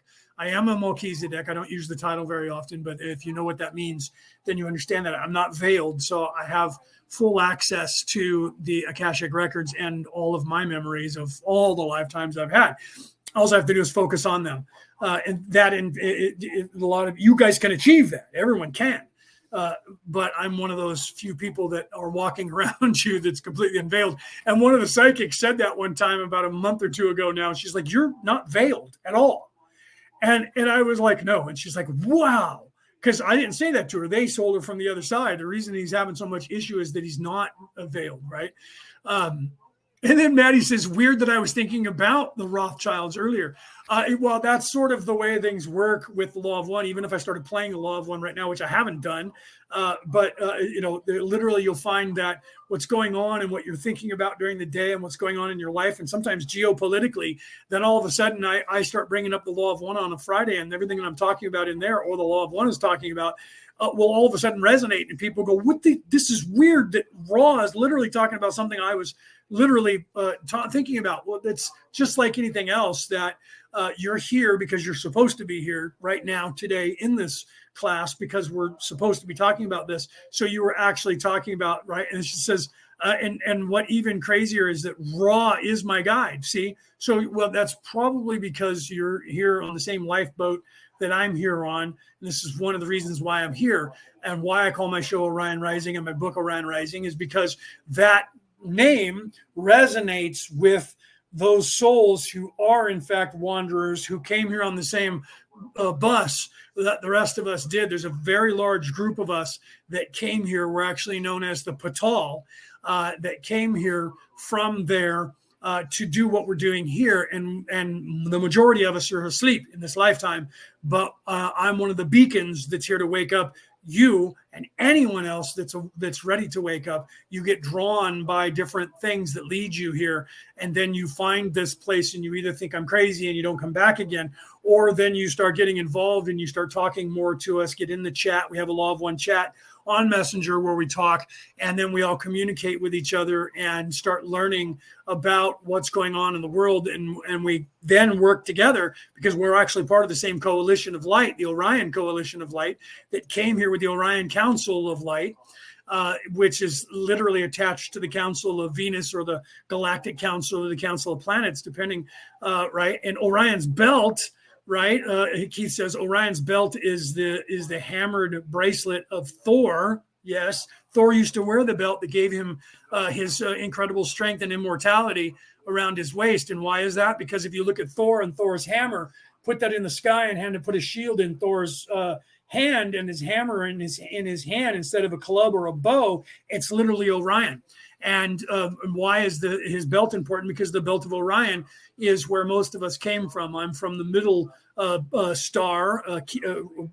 Peter, who's here, Peter Coyle, who just made a comment, he's from the star on the right, if not the star that I came from, but I think he's on the right.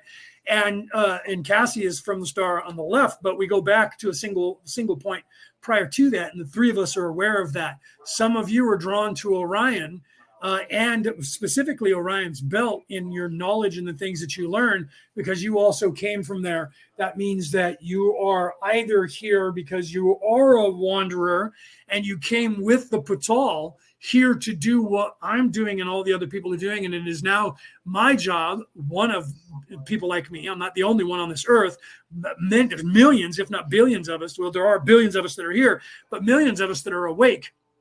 And that we are here to draw your attention to help you to ascend and to wake up, so that you, right? Yeah, it's Bifrost, the Rainbow Bridge, right? And it's on his right arm. So yeah. So and then if you look at the Tree of Life, Bifrost goes from Middle Earth up to around on the right side, left side if you're looking at the Tree of Life, but right side if you're justified to being in the tree and looking outward. It goes up to the heavens, to the brain. Which is Valhalla, or Asgard, as it were. The city is called Asgard, and that's in Valhalla. So, or it makes up that land of the gods. So, literally, that it would be the left arm where the shield and the right arm of the hammer. But they usually just don't show that anymore. They've separated in the pantheon of the comic books to Captain America with the shield only, with no hammer, and then Thor with the hammer and no shield. And if you watch the latest movies, the last one, Infinity War, you see that Thor then goes and gets a new war hammer made. And when they're fighting, his girlfriend, who's human, has ascended to that status, and she's able to pick it up. But at one point, he throws his warhammer Mjolnir, and it lands on the ground, and all of a sudden the Captain America picks up, and he's able to pick it up and use it and throw it, and Thor looks at him and smiles and goes, I knew it, and then he laughs, and then he goes back with the other hammer, and he's using the big hammer that he just had made and letting Captain America use his war hammer. And that was because the two of them were split, one mortal and one immortal. And you don't know about that because they don't talk about that, but if you know mythology, you see that and how that plays out. But that's not how it was in real life. That's just what they did in that storyline. And that's how that came back together to show how pure of heart Captain America really was and how he fits into the God category of a human being ascending to that position. because he was also, self-sacrificing this and the hero character, which is what literally Joseph Campbell was talking about in mythology of the hero with 1,000 faces. Okay. So, so let's get back to on point, right? and go from there.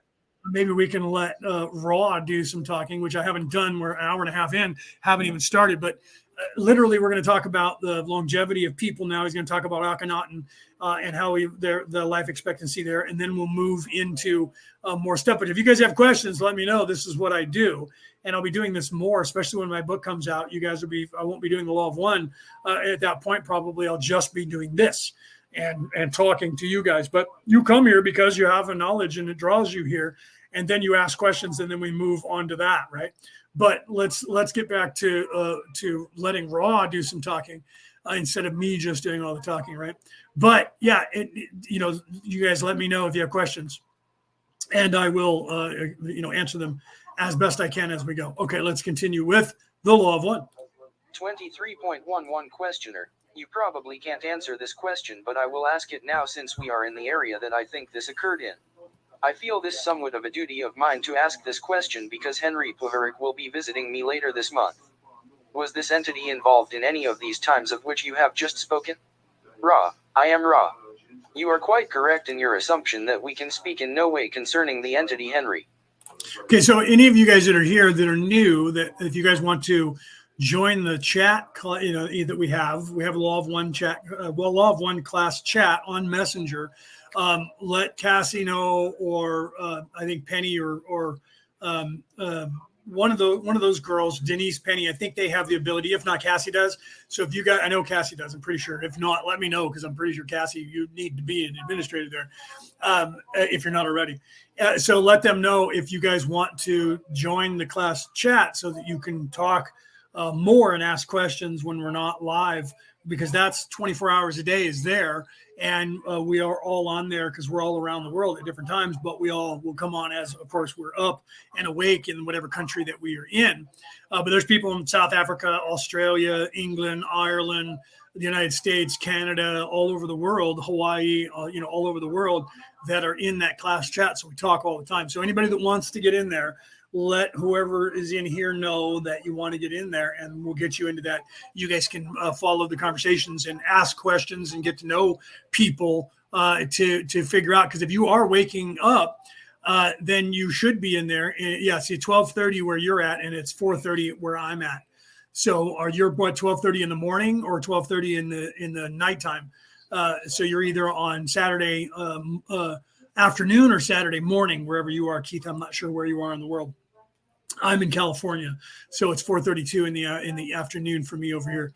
But I know some of you are in the UK, some of you are in Australia, and if you're in the UK, it's 8:30 at night, right? Whatever that is. What's 4 plus 8? 12:30. So you would be in. So if you're in the UK, it's 12:30 a.m. for you. Peter Coyle is in Ireland. It's 12:30 in the morning for him. All right, so let's continue with this. But if you guys want to get in the chat over there so we can continue conversations afterwards, please do so. If you want to talk to me personally, message me and we can talk as well. Because some of you are just now waking up. Some of you may already be awake, but not know that you're part of a confederation or a coalition. And some of you may not be, but you may want to join a coalition to help, and you want to place an avenue to where you can go down and talk and get your word out and get your message out. That's what we do here. That's what we do. All right, is we help you guys to achieve that. And get your message out. And if you want to work with us and going forward, that's fine. And if you don't, and you want to do things on your own, we can help you to teach you how to do it at a very low cost so that you can get your word out to the world. Okay, so let's continue. If you will consider this entity's distortions with regard to what you call proof. See, now, Megan, that's a good question. Okay, so Megan's posing a question. So a starseed, originally reading consists of me going to your natal chart and finding certain markers to tell me whether you're starseed and if you were then your origin. And then I go in and I channel a member of your origin of the High Council, then come through me for a number of different upgrades and activations, then a 6-card reading, which is 6 direct messages from your star family 2, and then that's where it cut off. Or I guess you meant also. So some people would definitely need that and want that. So that might be something that you might want to look into. I would say, Megan, we should probably talk. You should probably be in the chat and talking, right? In the chat with other people. Right. Yeah. Peter said, yeah, I'm always checking the messages in the law chat because he doesn't sleep, because he never sleeps. He's awake almost forever. I'm awake most of the time too. Some of us just don't sleep much. We have too much to do, right? So yeah, you were saying to you. That's what I thought you were trying to say with that, because you had 2, but you didn't have the word after that. Messages from your star family to you.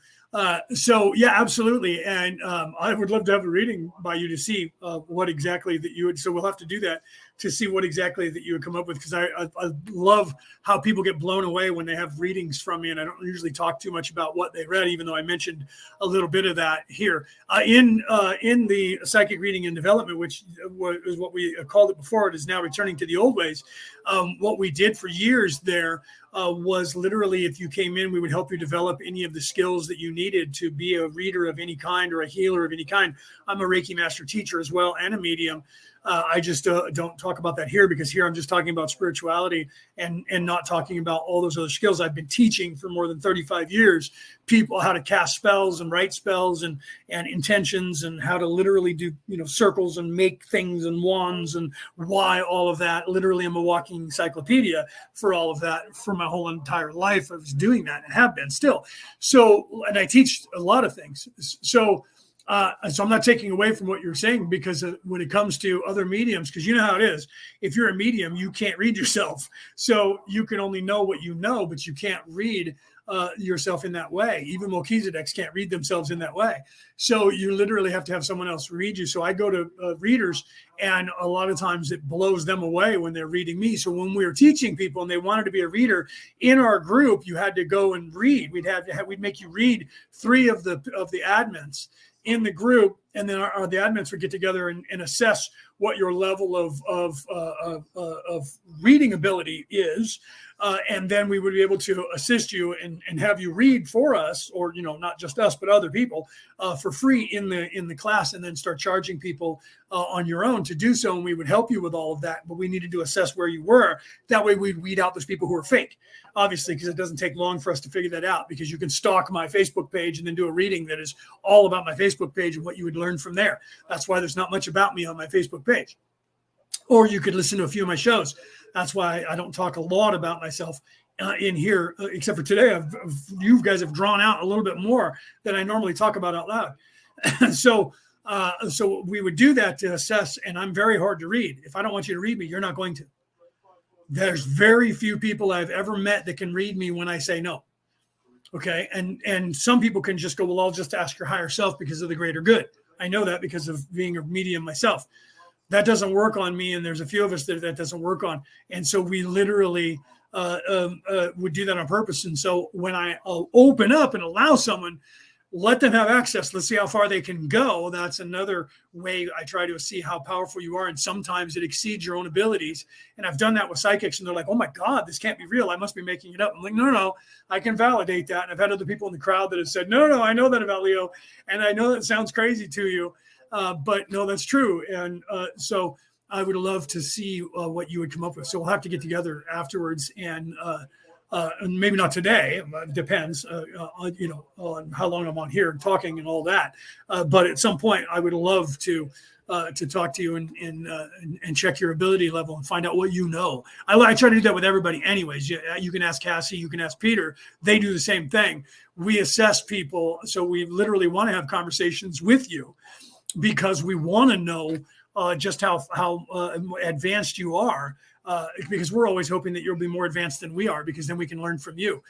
It's what we all strive for. If you're in service to the all, service to others, in service to to the one or to the all, you literally, it's learn, teach, teach, learn. So if you literally are wanting to learn, that's the knowledge of love, or the love of knowledge. That's literally what the word philosophy meant to the Greeks, who gave us that word. Philosophical thought. Philosophy means the love of knowledge, or the knowledge of love. And so it's a concept that literally means you can't get enough of that, but you want to learn everything you can learn, but you also want to teach everything you can. But to teach is to learn, and to learn is to teach. Okay, let's continue with Ra. So please contact me or get into the class chat so that we can stay in contact, because I would love to talk to you later, as well as a few of you else that are in here that I didn't mention that I have talked to tonight that I've seen here. You guys are very awake, and I would love for you guys to stick around so we can find out how awake you are and see what you're doing, if you're doing anything, and what you're doing to assist these people. And if you're aware of that, and if you're not, we're here to help. So if you need to know, well, what should I be doing? We have people that we can do that to help you find your way, not because we're going to point you, because that's not what we do. We're not here because we have something you don't. We're here to assist you so that you can then find your own way and your own path, because you came here with an intention, with abilities, and with what you wanted to do in this lifetime to help the betterment of the all. And some people, I was in that position myself. We all go through that, to where we're kind of like, I don't know what I'm supposed to be doing, but I know it's more than this, and I just need some guidance. And so you either get it from your guides, or you get it from somebody here, or both. And that's how the validation works. Okay, let's continue. Will understand / grasp our predicament. 23.12 Questioner. I had assumed before I asked the question that would be the answer. I only asked it for his benefit because he would have wished for me to. Can you tell me what happened to Akhenaten after his physical death? Ra. I am Ra. This entity was then put through the... Right? Yes, Megan. Megan says, we're here to help guide you, not give you, but guide. I hated the term teacher. I wouldn't go by that. I literally just allowed people to start saying, I love your teachings in the last 2 years. I've been doing this since I was a child. I remember when I was like 8 or 9, my cousins older said, my God, you sound like a 35-year-old. And they're like, you have a very old soul. So I was talking like I'm talking now when I was 13, 14 years old. That is not a joke. If you knew my family, and I would literally say, talk to my brother or sister or anyone in my family now, if they were on here, they would go, oh my God, you have no idea. He's been like this ever since we've known him his entire life. He's never shut up. He's always been this way. So literally, I hated that term, because I try to tell people, we're not here to teach you, because that means teachers say they have a knowledge you don't have, and they try to charge you for that knowledge. Although charging people is for a service is accepted, because you have to live in this place as well. But the truth is, you're a guide, and in a true guide, that's why people talk about false Sufis or false magi. Because those people who believe they have a knowledge, and they become arrogant and egotistical and say that their way is the best way, and I know the truth, and don't listen to anyone else because I will tell you, that person is ego, because that person is trying to make you their pet. They're not trying to make you their equal, and someone who is looking at you as an equal, no matter where you are in your development, whether it's above me or below me or exactly in the same place. I will look at you as an equal, because I know that I am, because it's just a matter of where you are in your development compared to where I am. And what I'm doing in this lifetime doesn't mean you haven't already done this in 100 lifetimes and we're higher than I am, but you're not focusing on that currently, or you haven't remembered that because you were veiled really well and you weren't supposed to wake up until now. And so because of that, I can't look at you and judge you and say, I'm more advanced than that person. The second I think that, it's ego. Right. So you can't do that. Right. So I love that you're aware of that. And when I hear someone on a podcast say, I'm only doing this for if I help one individual, then I've done my job. I don't care. I'm not doing this because I want to have 1,000 people live, 2,000 people live while I'm talking, 10,000 people. Anyone who's trying to achieve that, their ego. They're trying to get clicks. They're trying to get friends. They're trying to get followers. They're not actually trying to help. Do you see? Because if they were trying to help, they don't care. If I'm here talking and no one's listening to me live, I don't care, because I do know that when I post it on the MP3 broadcast for the rest of the world to hear, I get people that actually listen to it and follow me. So if you're in here and you listen and follow me, or if you're picking me up wherever you listen to an MP3 broadcast, because I'm on there. And if I'm not, go to podbean.com, or Podbean is, what is it? Orion Rising /Podbean.com. If you go to there, you'll find the RSS number that you can copy and go back to the app that you use and paste it there, and they'll play my episodes all there and my archives for you, so you can listen to it. So wherever you listen to your podcast in the world, I'm doing this so that it's out there for the world, not because I'm trying to get rich by getting enough followers to pay me money and donate all their whatever children and whatever to me. I'm doing this because I'm trying to leave it for the entire planet to help everyone to ascend. And if I die today or tomorrow, I'll know that I've left behind some things that people will continue to find because it'll be out there forever. And hopefully that will in some way inspire people. Like, for instance, literally, I didn't know about the Tao Te Ching until about 2 years ago. 3 years ago, when I was talking about writing the book that I'm putting out, I was going to call it the Book of the Way, or the Way. And then someone said then I looked up the Way, and there's like 100 books. And then I found that the Book of the Way, the Tao Te Ching means the Book of the Way, was written in 634. Actually, it was written after his death, so it was probably about in like 500 or 400 BCE. They put together stuff, if not later on than that, but it's based on what Lao Tzu said in 634, 633 BCE. That's before Common Era. That's 600 years and 34 years before Jesus was even born. Literally, it's the same message that I'm teaching now. So the point of that is that the message is the same because it's universal. The message that the Buddha, it's a religion now, came up with, the message that the Tao Te Ching, which is Taoism now, those became religions, and they were literally the same universal message that all of these people, that Jesus was teaching, Moses was teaching, Muhammad was teaching, Mahatma Gandhi was teaching, even Martin Luther and Martin Luther King Jr., Martin Luther being the guy who created Lutheranism, who didn't want it to be called after him and hated it, but they called it after him, and when he died, it became solidified. All of these people, I'm not saying I want to become a religion, but all of these people had the same universal knowledge. So I don't have something that someone else can't achieve on their own, because they can. Enlightenment and true enlightenment is universal, and that comes with actual ascension of the soul in a spiritual way. So for those people who are not to that place of achievement, I'm here to give them the tools to do so. And all of us who are of that higher level of achievement, when you get there, it's an obligation that you have, that you realize that you need to. And that was what I was talking about at the very beginning of the show tonight, where literally when you get there for the first time, you go, I'm just going to pull back and not tell anybody anything because this is supposed to be happening. It's when you achieve that higher realm of 5D thinking, when you become that spiritual mindset of the fifth dimension, density, not dimension, density, spiritual level. That's when you realize that vibration is, I'm going to have to, I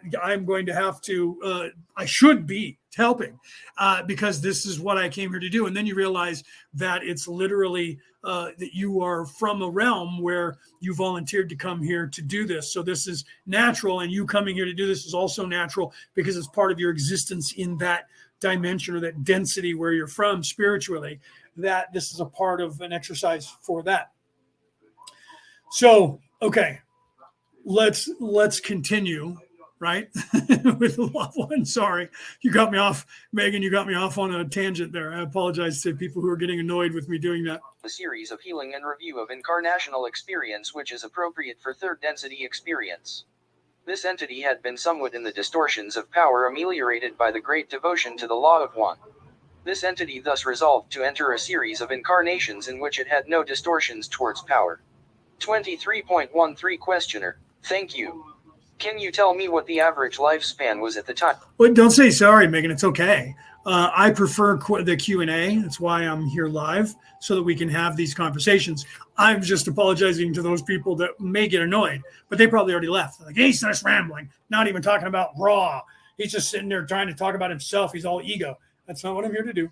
That's not why I'm here. Right? There is no ego here. I'm not here because I'm trying to get popular or get people to give me money. But for my book, you guys will have to pay for that. I'm not going to give it for free, because until we change things, which is what my book is about, till we change things on this planet and get people to realize that we don't need money and that everything just needs to be done because it needs to be done and change the face of the world, then it won't matter. And if I write a book, I'll just put it out there for people to read, and I don't have to have You have to charge money for it. The way the society works, unfortunately, we have to charge money, because if you don't charge money, then people don't think it's worth anything at all. If you try to give it to them for free, they go, well, it must not be worth anything, or you wouldn't be giving it to me for free. For the perfect example, if you're in the United States and you're above the age of 30, you understand this. When back in the day, when the Saturn first came out on the market, and all the brand new Saturns were in the car lots, they were being sold for $11,000 to $12,000 at the time, when all other cars were going for $35,000 and $40,000. They're now going for what, $75,000. But 30 or so years ago, when the Saturn first hit the market, they were being sold cheap, and so nobody wanted to buy them, and they couldn't sell them. And so they started asking people in surveys, why don't you want to buy a Saturn? And they're like, well, it's cheap. It's only like $11,000. It must be a pile of shit. It has to be crap because it's so cheap. And they're like, no, it's just as good as all other cars. Well, then why aren't you charging that? I don't want one, because I don't believe that it's worth the same as a Mustang. Because a Mustang is $37,000. So I'll buy one of those, or a Ford pickup. So the CEO of the company literally sent down a message to everyone in the entire company around the world. Raise all the prices on the stickers of every car. Raise them all by $20,000. If it's $11,000, I want it to be $31,000. If it's $12,000, it's $32,000. Just go out and change the prices of everything everywhere in the world overnight, now. And everyone's like, are you serious? And he's like, yes, change the prices. So they literally doubled the prices overnight, more than doubled the prices. And guess what? It's been the best-selling car since then. Best-selling car since then. Sold more vehicles than any other company in that same time period. Look that up. I'm not making it up.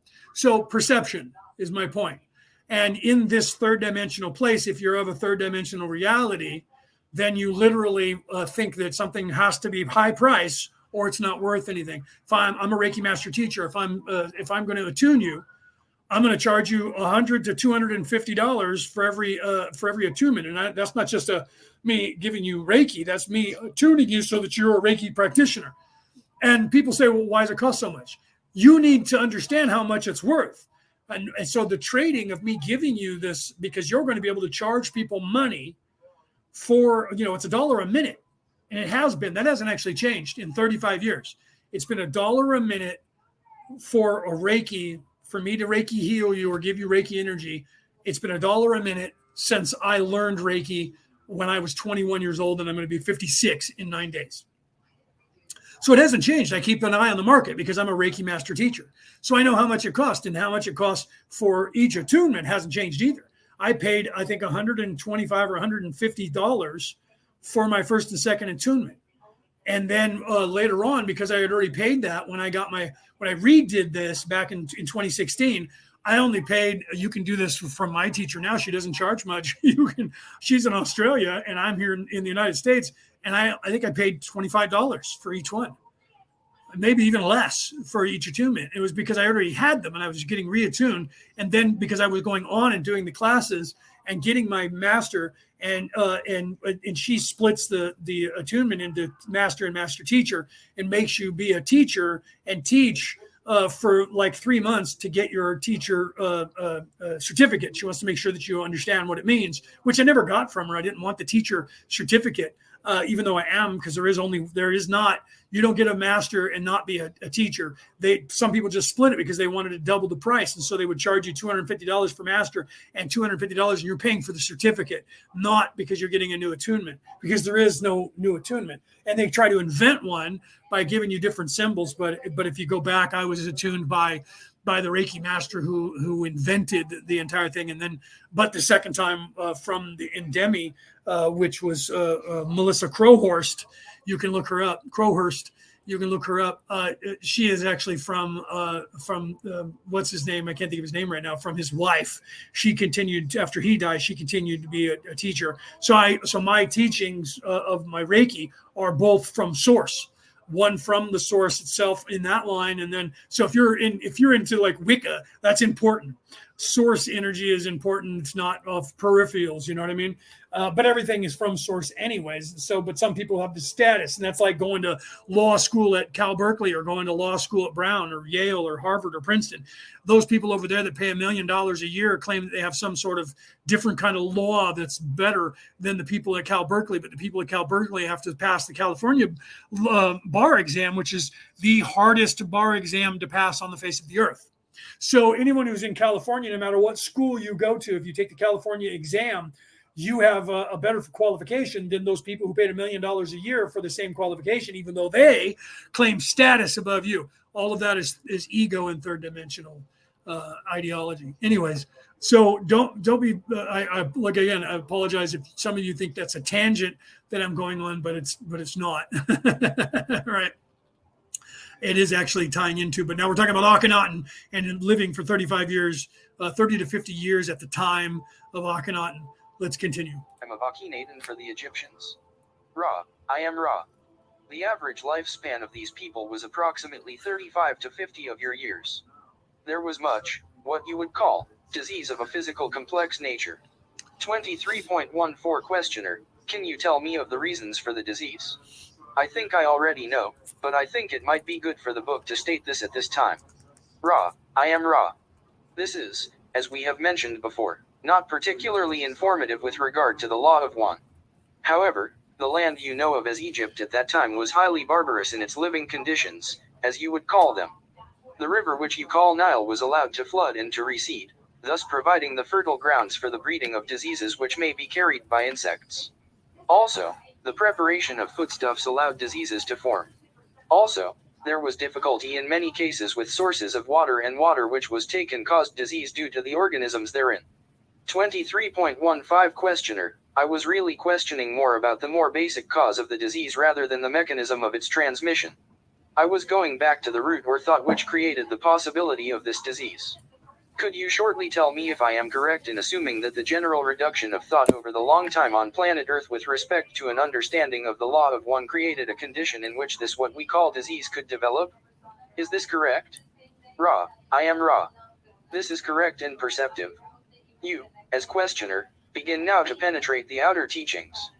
The root cause in this particular society was not so much a bellicose action, although there were, shall we say, tendencies, but rather the formation of a money system and a very active trading and development of those tendencies towards greed and power, thus, the enslaving of entities by other entities and the misapprehension of the creator within each entity. 23.16 Questioner. Right, so here we're talking about now the fall.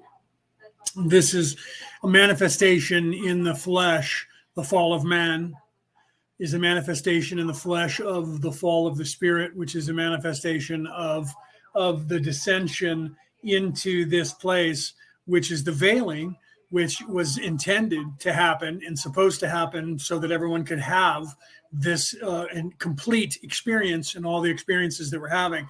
So all of this was necessary. So when people were like, oh, and the human race fell. Well, we did because we chose, everyone here was the usurpation of free will happened by literally burning all of the knowledge and taking away the knowledge of ascension to keep everybody in this status, right? Where does Ra stand for? Mel says, Leonard, what does Ra stand? Oh, what does Ra stand for? It's actually Ra is just RH. And you might want to get one of your Egyptians to get more into that. You may know, Mel. Maybe that's why you're asking that question. But that's a long conversation.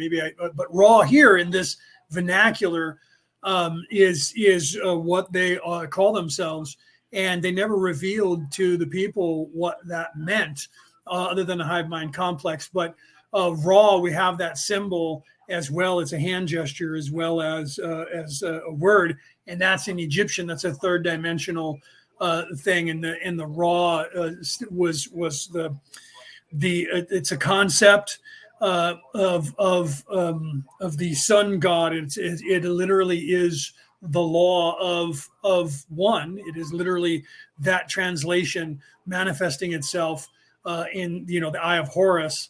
It's the third eye. So Ra is enlightenment. I don't know what the exact definition of RA stands for, but the RA stands for in the Egyptian pantheon, stands for the son of destiny, or the son of God, or the son of light, illumination. So Ra would be the Magi. Ra stands for illumination, which stands for ascension and knowledge.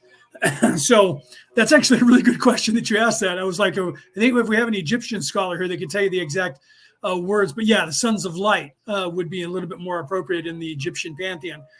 So love and light. So everything on earth, you have to remember, is, man. It's all masculine. Man, sons of light. So yeah, and Anna, I love Anna. The DNA, love, oneness. Ra means that. So it means the all. It means the sun. Our sun is the life giver here on earth. It's a yellow sun, and that's a third ray chakra, and that is the place of doing. That's third dimension. So in this place, Ra would mean the son of light, or the son, like Jesus is the son of God. Jesus would be a Ra. Ra is illumination. It is enlightenment.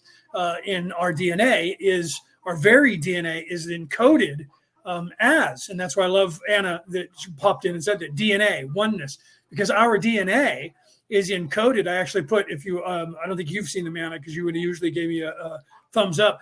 I just did a couple of reels on sacred geometry and showing the sacred geometry and the building blocks of the universe. Because you remember 2 weeks ago, tomorrow I talked to, we actually put it last week, the full video up where I was on Jacqueline Taylor's podcast, and her and I were talking about the law of squares, and we're going to do more to that series.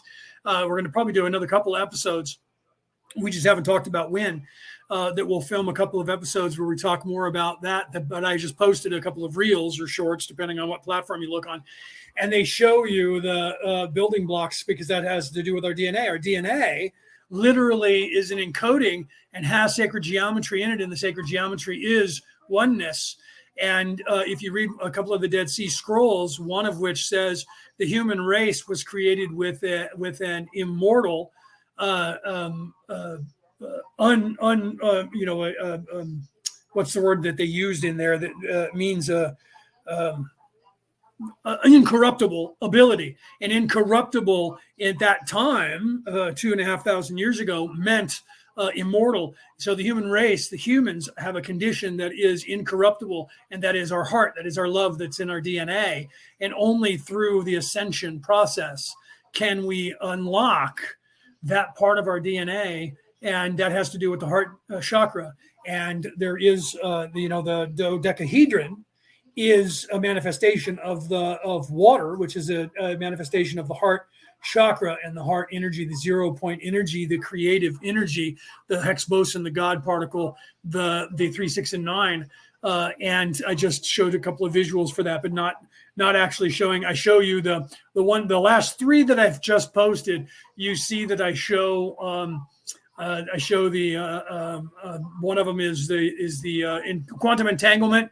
And I show you how the cellular structure in quantum physics and the quantum entanglement, and how that shifts into the heart chakra or the heart. And you see that at the end of that one. And then the next one is the building blocks of the universe, and showing you the different shapes and the mathematical equation of that, which, Anna, that'll screw you up like I did with the Enigma of 24. And you'll have to ask me again. She was laughing about that one when I showed her that. She's like, whoa, Leo, help. This one is even worse with the math. There's another one where there's hand-drawn math for the dodecahedron, showing you both the Fibonacci sequence and the golden mean sequence, and all of that, and how that interprets into the 33 of the vertebrae and the 33 of the points in the human DNA. And that's where all of that is aligned to. And Ra is the knowledge or the enlightenment of that. But everything that manifests on earth, because man is always men have always been the dominant ones who have controlled everything. and women have always been pushed out until now we're going into the age of Aquarius, where the equality, not equity, the equality of both sexes and both energies of that Kundalini. And everyone knows the Kundalini energy and assumes that when they say Kundalini, that they're talking about both of the spirals, and they're not. Kundalini is the masculine energy. The Kundabuffer energy is the feminine energy that goes along with that duality. And the only place you see that is in the Celts and the Vikings with their knot work. Especially the Celts, but which the dual, with two energies intertwined, and you see that in the Egyptian pantheon with the snakes going up and that's the spine, and at the top where you see the wings is the brain, and they've taken that and perverted it into the medical association, and they don't realize that that's illumination, that's the Christos, that's the Kundalini energy, and I show you that when I show the Kundalini and the DNA. Together, and people are like, I don't understand this. You're showing this snake figure going up, and then the what do they call it? Double helix. It's literally the same. So your DNA is the Kundalini energy if you charge your body with it, and that's Ra. Ra is masculine, feminine. The R is the masculine factor, and the A is the feminine factor. Of the two energies, and when you put them together and you say Ra, that's the same as saying Om. It hits the same tone. People aren't aware of that. So Ra at a different octave, it's at G minor, G major. G major, it's at G major when you go Ra, and Om is at C plus. So or it's a flat C. I'm not exactly sure right this second. Some of you out there will know. So the Ra is the masculine Kundalini, and Om is the feminine Kundabuffer. And if you took those two tones, Ra, that's literally the same tone, the same vibration at a half octave off. It's actually a full octave because it's C plus and G plus. So G is the negative. And then the A is now hitting the C plus. So the flat C is where we reside here. That's why everything is based on C here. C is your flat bass here for music, because that's the three energy that is the bass. And at the highest point in the octave or the lowest point, the 9 is the G flat or the G minor, right? G major, G minus. So it's literally 1 octave below C plus, and C plus is literally a half octave above C, and C is the bass line here. And I know that's probably screwing some of you up, but but literally that's the Ra. So Ra is the masculine and feminine, both Kundalini, Kundabuffer together. But when you say the Ra, because you're using the R with the then that becomes the masculine, which is a G. On the cycle of sound, and in a slightly, so it's not, what is that, 47 hertz? It's 46.3975, and then Om is the perfect pitch because it's the feminine. When you mix the two together, when you get the and the together, that's when you take the 3, 6, and 9 sound of those vibrations and you mix all three together, and that's the God energy. Which Peter, what is the God? What is it? 875 or 847 hertz. Well, that Peter Coyle, if he's here, he'll pop that up there. I always forget the exact number.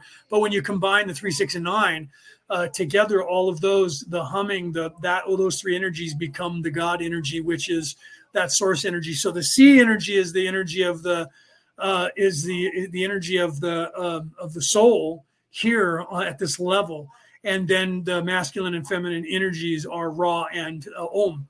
And so different cultures, you have the cultures in the East that followed the Om feminine, and if you look, most of their gods or goddesses are the feminine energies, and then the Egyptians were God. They were very masculine, and so they went with Ra and the masculine gods, and so did the Greeks, and so did the Romans.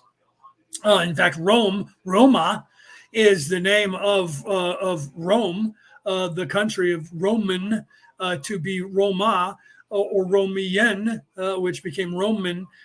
That's Ra. Again, it's the R-O, but if you look at it in the Latin, it's R-A.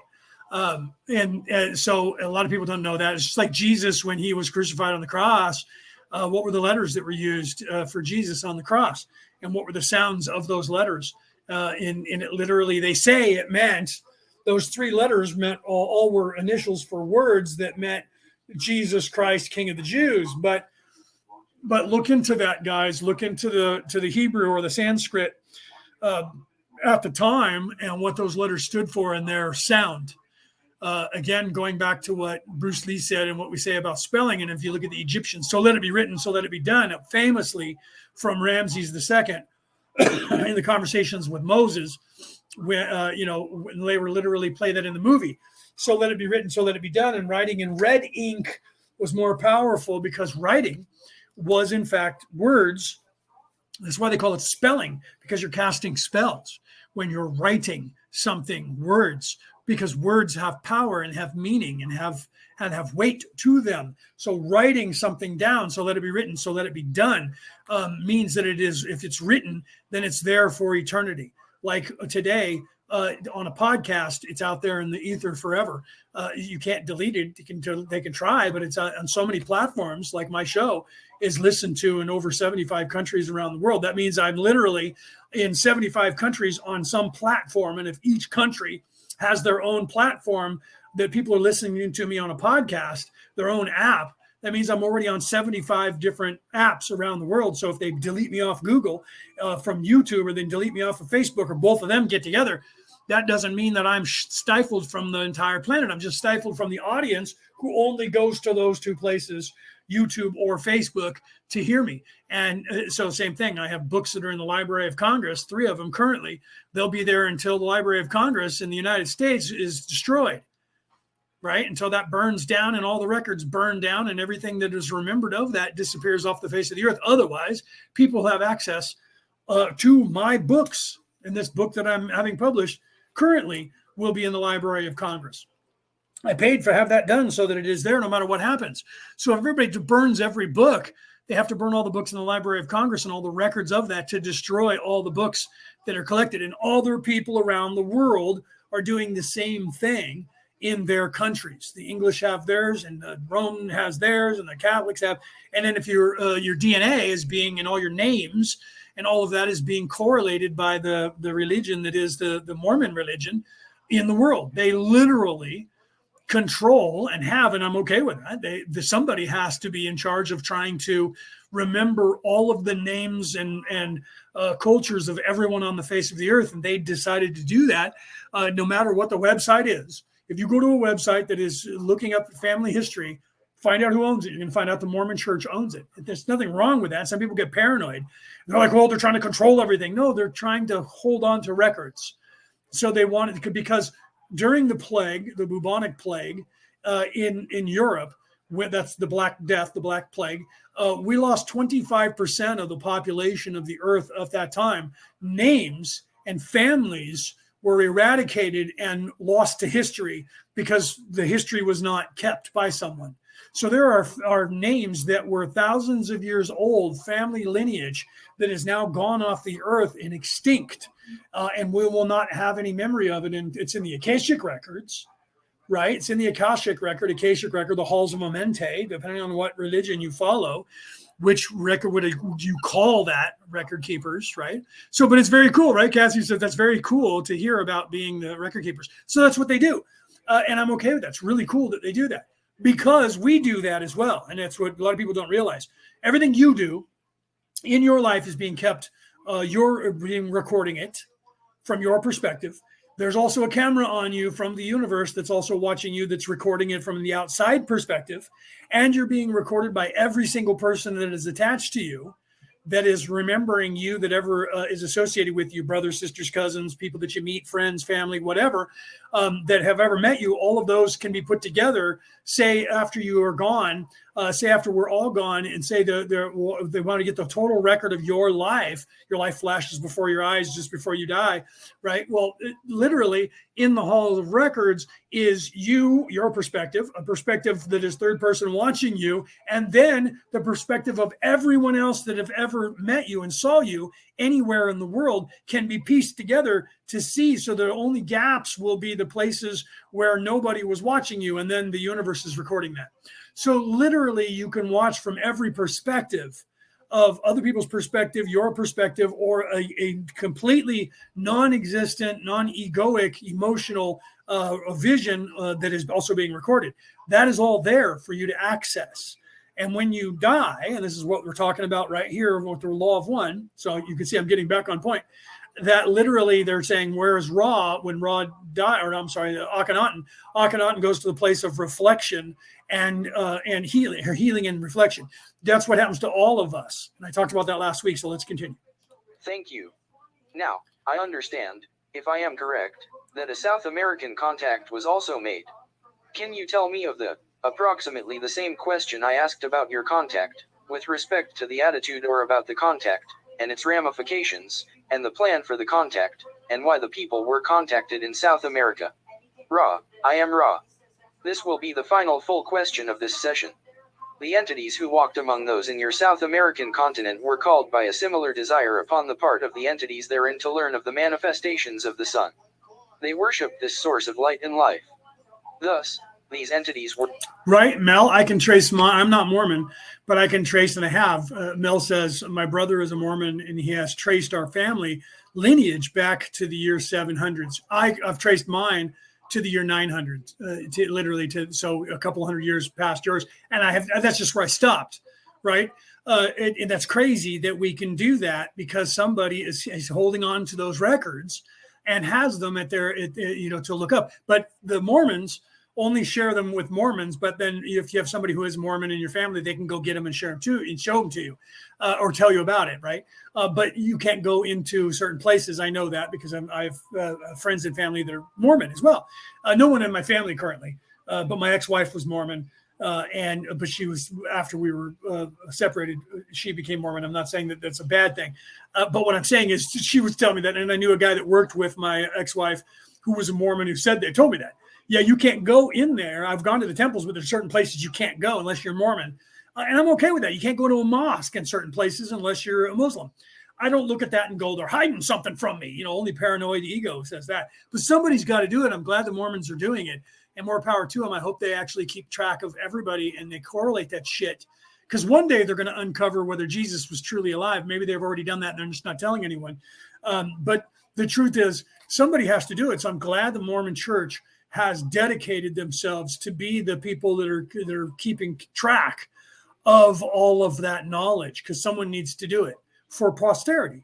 Even though it's there in the Akashic records or the Hall of Momente, not everybody can access that. So when you're on a physical level and you want to access your ancestors, and Ancestry.com is owned by them, 24andMe or whatever it's called, that's owned by them. There's like 4 websites out there. Some are free, but those are, if you want to really get into things, you got to go and pay them on one of the websites. Those are all owned by the Mormon Church.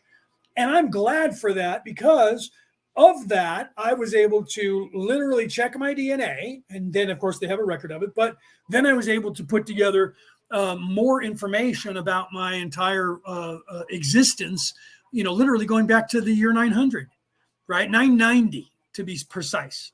I can literally trace my lineage to the year 990.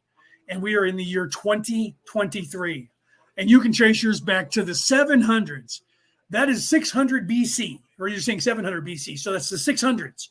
I can go back to the 800s. You can go back to the 600s. That's insane, right? But that's badass that we can do that. And then I bet you if we really tried, we could go back further. It's just a little bit harder back then. But I'll bet they have it someplace. And someone needs to do it. So good for them for doing that. There's other people that are doing other things, that are collecting information. And some people are using it for nefarious reasons, and some people are not. 14% are going to do that. Right. Right. Mel says, absolutely. Wouldn't you know my brother is into astrology as well? Coincidence? I know it's not. Laugh out loud. No, it's not. I mean, astrology, they're doing the same thing. The Catholic Church has been interested in scrolls and this information and astrology. They have one of the biggest observatories that are on the planet, literally in hell. Isn't that what they call that? Isn't that what they call that? Where that observatory is. I know it's something like that, Hades, hell, something like that, where the observatory is. But my point here is that other people are doing these things. Look at the Celts, right? The Celts, the Irish and the Scots, the only reason we have history right now, every single book, including the Bible and all the scrolls that we currently have that are not the Dead Sea Scrolls, because those are found later. The only reason we have those, you can look this up, is because the Irish and Scottish monks went and stole it when they were trying to burn everything. Literally, if you go to the Book of Kells, that's an insane amount of knowledge that they have. The Colburn Bible that the Scots have is literally the first 6 books or 7 books are scrolls that came out of Egypt with Moses. When the Exodus, they went and got knowledge from these people that came out through the Exodus. They got the scrolls from them, copied them, and brought them back to Scotland, and then added them to their ancient scrolls to show. Literally, if you read their scrolls, the scrolls from Egypt and their scrolls, it tells the same story. So they're like, we're validating that our information that we had and the information that we got from these Egyptians that is 5,000, almost 10,000 years old information is the same information that we had over here. The Book of Kells is the same way. But you can literally, there's a book you can read called How the Irish Saved the Humanity or Saved History, and look that up. This literally tells the story about how we have all the history that we have now. Everything that you know as history that is written down, that it literally goes back past the 1200s, is only, or past the Dark Ages, is only here because they were burning all the books. They were destroying everything. The only reason that we have all the information is because they stole it, went back to Scotland and Ireland and hired scribes to recopy all the books. Write this down and make another book. And when they did that and wrote all the books, then they were given to that scribe and told, go to the next city and start a church, or go to the church that's there, go to the abbey that's there and do the same thing. Hire a scribe and have that scribe copy those books, and then you take them and go to another place and have that scribe continue to do that. And that's what they did. And eventually all the books that we have currently now came out of Scotland and Ireland, literally in the Dark Ages. They burned all of history on the entire planet, except for what they recovered from around the world. And some other places hid the knowledge, and you can look that up and you'll find that they have that, like the Mahabharata and stuff. They'll tell you this was hidden away and written afterwards because we found scrolls. So there's other knowledge that came to light, just like the Dead Sea Scrolls came to light and stuff that we found that were in the archives of the Vatican and stuff that they didn't burn at Alexandria. But they were trying to. They tried to eradicate all this knowledge from the earth, because why? They were changing the face of the earth to the new way that the Anunnaki, that what they call the Anunnaki, brought. And that's these builders of civilizations that got everybody stuck. That's the fall. All right. But when you die, let's get back to that. When Ra is talking about here, when you die, and this is Akhenaten, goes to the place of healing and reflection. And that's where we all go when we die. We go to the place of healing and reflection. Were visited by light beings not unlike ourselves. Instructions were given and they were more accepted and less distorted than ours. The entities themselves began to construct a series of underground and hidden cities, including pyramid structures. These pyramids were somewhat at variance from the design that we had promulgated. However, the original ideas were the same, with the addition of a desire or intention of creating places of meditation and rest, a feeling of the presence of the one creator, these pyramids then being for all people, not only initiates and those to be healed. They left this density when it was discovered that their plans were solidly in motion and, in fact, had been recorded. During the next approximately 3,500 years, these plans became, though somewhat distorted, in a state of near completion in many aspects. Therefore, as is the case in all breakings of the quarantine, the entity who was helping the South American entities along the South American ways you call in part the Amazon River went before the Council of Saturn to request a second attempt to correct in person the distortions which had occurred in their plans. This having been granted, this entity or social memory complex returned, and the entity chosen as messenger came among the peoples once more to correct the errors. Again, all was recorded and the entity rejoined its social memory complex and left your skies. Now, they don't say who this entity was. However, I want to suggest to you that you know who this entity was. If you have any recourse to the Mormon tabernacles, you know the story of was it Joseph Smith, and where the entire basis for the Mormon religion was based on was based on a certain individual who came down to the natives in South America, Central America, and North America, who curiously looked is exactly the same description that we were being taught by the Hebrews of and the Romans, that we became Christians, of a certain Christ named Jesus, who came to the earth, who was teaching a certain information. And this description of this person and what this person looked like, what this person wore, and what this person spoke about was identical. And this is the person that Ra is referring to here in this, but does not go into details as to the identity of this person. But I will tell you that that is, in fact, the same identity of the same person, and that what you're hearing about right here in this is about the Christos, the Christ, Jesus, who not only appeared to the people in the Hebrew people in that portion of the world in the Middle East, but also appeared to the people in Central and South America and North America on the West Coast. And some of the people that were here took it wrongly and were murdering each other by sacrificing to the gods. And there's an entire group of people that you know who I'm talking about that were here that disappeared off the face of the earth, not to be mistaken for all of the other groups of people in the South America, Peru, and all of that area in South America that also disappeared because they all ascended. But I'm referring to the small pocket of Aztecs that disappeared, that were murdering people, not to be misconstrued by the other religions that were here at the time and the other peoples. But they were really violent and evil, and they disappeared, but they were taken up to, and I've gotten this from guides and from people here, psychics who have talked to guides, that they were taken up because they were too dark and too evil. And this is what Ra is referring to here, was that there was a corruption, and this person wanted to come back down and reintegrate with the population to change the course of the learning. And one group of people were removed, a couple of million people off the earth were removed to recycle. So that's why they just disappeared. But there is no trace of them because there wasn't a mass destruction or anything like that. But these are some of the things that were also done in order for people to go, I wonder if that was God's wrath that they all disappeared, to enlighten them and give them expansion. However, this is the soul that we're talking about here, that if you are clear of mind and have the mind to see or the ears to hear, have the awakeness for the understanding, you'll realize also that this is what the reference is at this point. And this is the entity they're talking about. As in our experience, the teachings were, for the most part, greatly and grossly perverted to the extent in later times of actual human sacrifice rather than healing of humans. Thus, this social memory complex is also given the honor/duty of remaining until those distortions are worked out of the distortion complexes of your peoples. May we ask if there are any questions of a brief nature before we close? 23.17 Questioner: the only questions I have, is there anything we can do to make the instrument more comfortable? And since you stated that she seems to be low on energy, is it possible at all to have another session later today? Ra, I am Ra. All is well with alignments. However, this instrument would benefit from rest from the trance state for this diurnal period.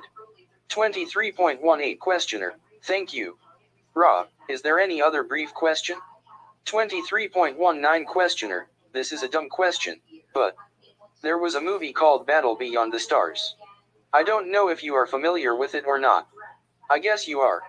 It seemed to have what you're telling us included in the script. Is this correct? Do you know anything about it? Ra, I am Ra. This particular creation of your entities had some distortions of the law of one and its scenario upon your physical plane. This is correct. I am Ra. I leave this instrument now. I leave each of you in the love and the light of the one infinite creator. Go forth, therefore, rejoicing in the power and the peace of the one creator. Adonai. Okay, so if you haven't seen that movie, you guys should watch that, Battle Beyond the Stars. It's kind of campy sci-fi, done with a low budget, but pay attention to, because that, you know, that in the tradition of sci-fi, that's why Doctor Who has stayed campy and low budget. In the tradition of sci-fi, the way it was back in the day when it first started, it's always been campy and low budget. But if you pay attention to the plot, that's actually more important. So they kept things campy on purpose because you had to be a fan. Because the truth is, they were not preaching to trying to win awards for being like Star Wars or something that was very cinematic.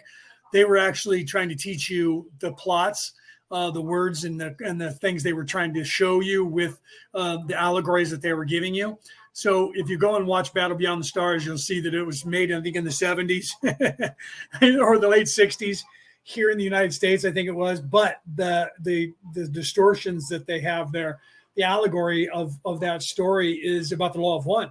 So you might want to pay attention to that movie if you've never seen it. If you can sit through a very campy, low budget, low technology, because it was when it was made, there wasn't the technology that we have now. And you can see things for the paying attention to the plot line and what's going on instead of the action and the money that was spent on that. But you should pay attention to that. You should watch that if you've never seen it. I may go back and watch it again. I haven't seen it for years, and I was just thinking about that when he was talking about it, going, wow, I remember that movie, and how much of it do I remember? I need to go back. It's one of those things where, you hit a certain level, you go, man, I got to reevaluate everything I've ever read, everything I've ever heard, every song, every video, every movie. And you go back and watch stuff and go, no wonder I was drawn to this. Oh my God, I wasn't awake enough to hear what they were saying. And then you laugh and go, obviously I got that on a subconscious level or a super conscious level. Right. So Mel says, I have a picture when I have 3 spirits, all women, and one is 100% Mother Teresa, and there are 2 women who may have been the by my elbow, or may have been or my guides. I'm curious as to what all of you mediums, spelled wrong, you must be talking to your phone, mediums with your accent, right? You're Australian coming through and not typing properly when you talk. Peter has that problem. I have that problem too, not because I guess to you, I have a weird accent, right? So I'm curious what all of your mediums would pick up, seeing how many come up with the same information. I would share a picture personally if anyone wants to help me. I'm sure that there'll be people here, Mel, that would want to take a look at that. I may even take a look at that just to see what I can see. But Peter, Cassie, maybe Peter GV, he would be interested in that. He's not here currently, but he's in the chat. I think he's in both. I was going to say he better be in both Law of One and Return of the Old Ways. I can't do all this without Peter. He's my rock, both Peters, Peter Coyle and Peter GV.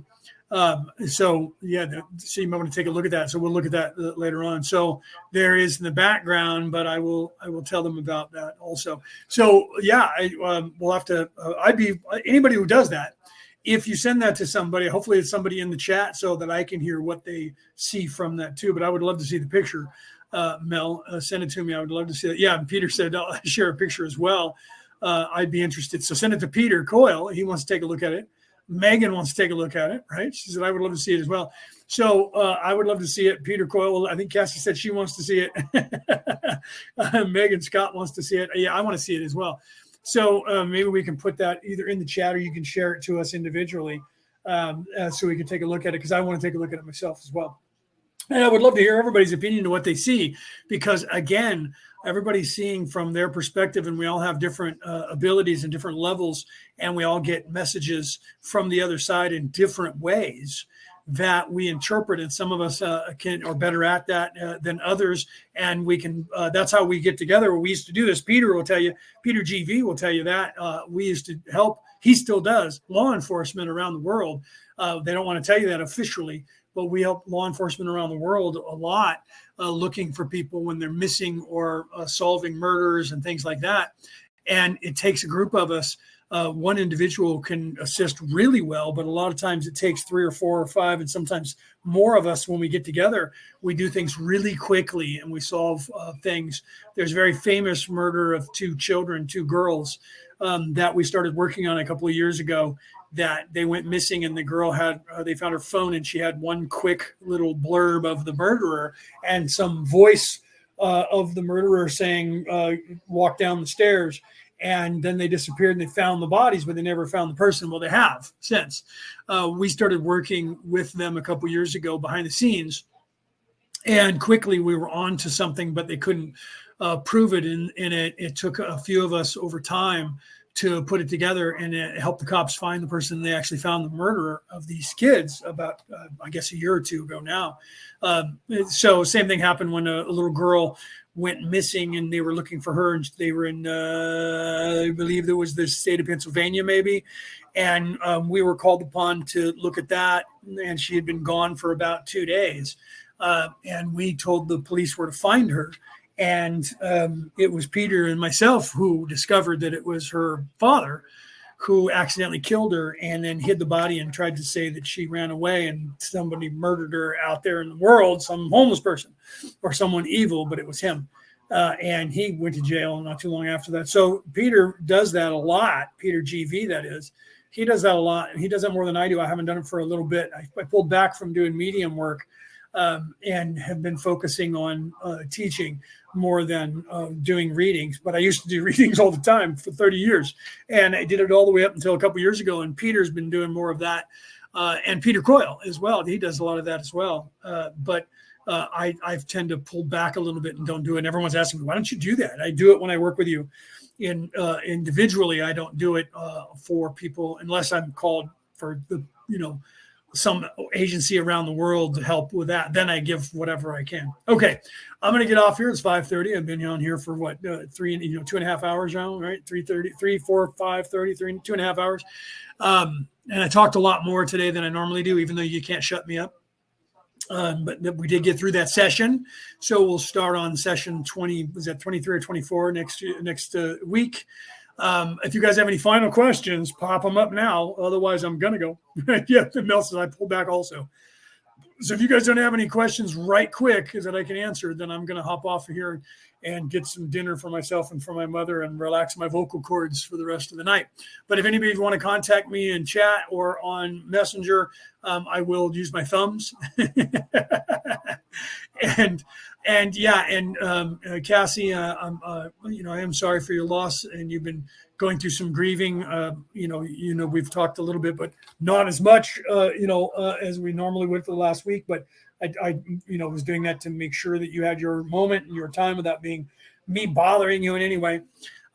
So I've seen the stuff you've posted, that because I've hit likes and comments on the stuff that you guys have been going through that process, and that's good. And I'm very healthy and glad that you were there to help those people and your family and friends go through what they're going through now. They'll probably need you as long as they need you, right? And I'm sure you will do what it is that you need to do there to help. And I know that your brother's helping you to help them as well. So namaste. And for those of you who are up late or up early in the morning, like I said, I'd like to say that, this is Orion Rising. I am your host, Leonard O'Neill. Good morning, good afternoon, good evening, or good morrow, depending on where in the world you are tuning into the show. And quickly, anybody that's out there who wants to get into the Law of One class chat or the Returning to the Old Ways, that one's a little more exclusive. But if you want to get into the Law of One chat class or class chat on Messenger, talk to one of the girls that's in here now, Cassie, for sure. I know she has the ability to add you.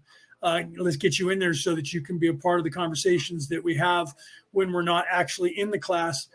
Sometimes I give homework. Sometimes Peter gives homework. Sometimes Cassie gives homework. Sometimes we just get conversations going in there. And sometimes we're just part of your guys' question and answering sessions. But a lot more goes on in there than goes on here with just me on Friday.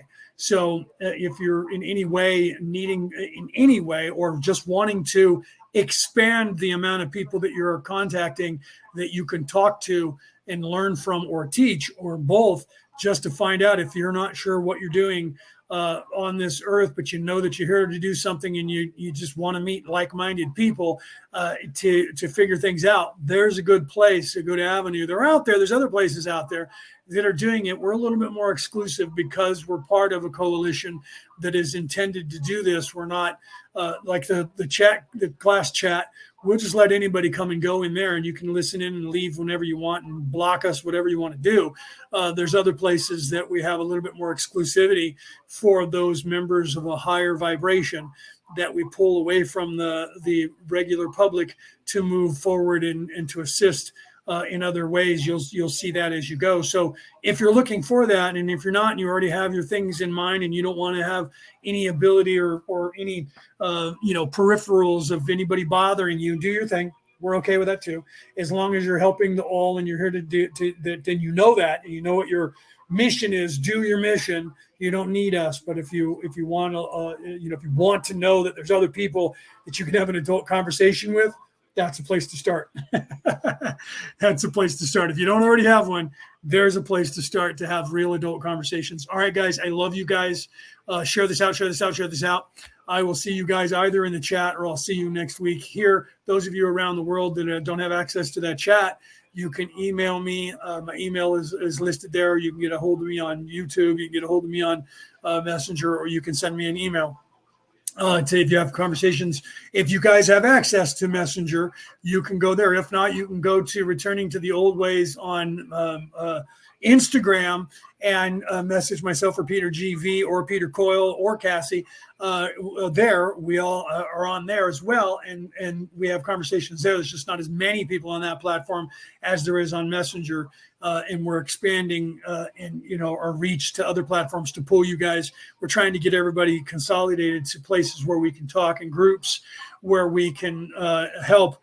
Going forward, you'll understand that if you're of a high vibration, you'll see that as we go forward and roll out what we're going to in the next few years. You'll see that, and then you guys around the world will know who we are a lot more than just popping into the Law of One and hearing my ugly mug spot talk to you. All right, guys, have a great night. I love you guys, and I will talk to you guys either in the chat or next week. Those of you around the world listening on the MP3 broadcast, namaste. I love you guys too. I keep track. I know where you are and what countries. I look at that and I know where you guys are and when you're listening to me and how many times you click on my show around the world. I mention it. I usually call you guys out. I haven't done it for a little bit just because I've been too busy writing the book that I'm now publishing. Now that it's off to the publisher, I have a little bit more time on my hands. Now I just wait for them to ask me what they need and give them what they need to move forward to get that book out to the world, which I hope to have out during the holidays this year. And the sooner the better, but I'm not rushing it because I want things to be right. So we're looking at 90 days, and that'll be right around, this is September, so October, November, it'll be December. So sometime around Christmas, if I can get it out before, it'll be great. If it has to be after, then it has to be after, but just look forward to that. Currently is going to be titled The Reality About Reality, Returning to the Old Ways, by me, Leonard O'Neill, your host of Orion Rising. Have a great night. I love you guys.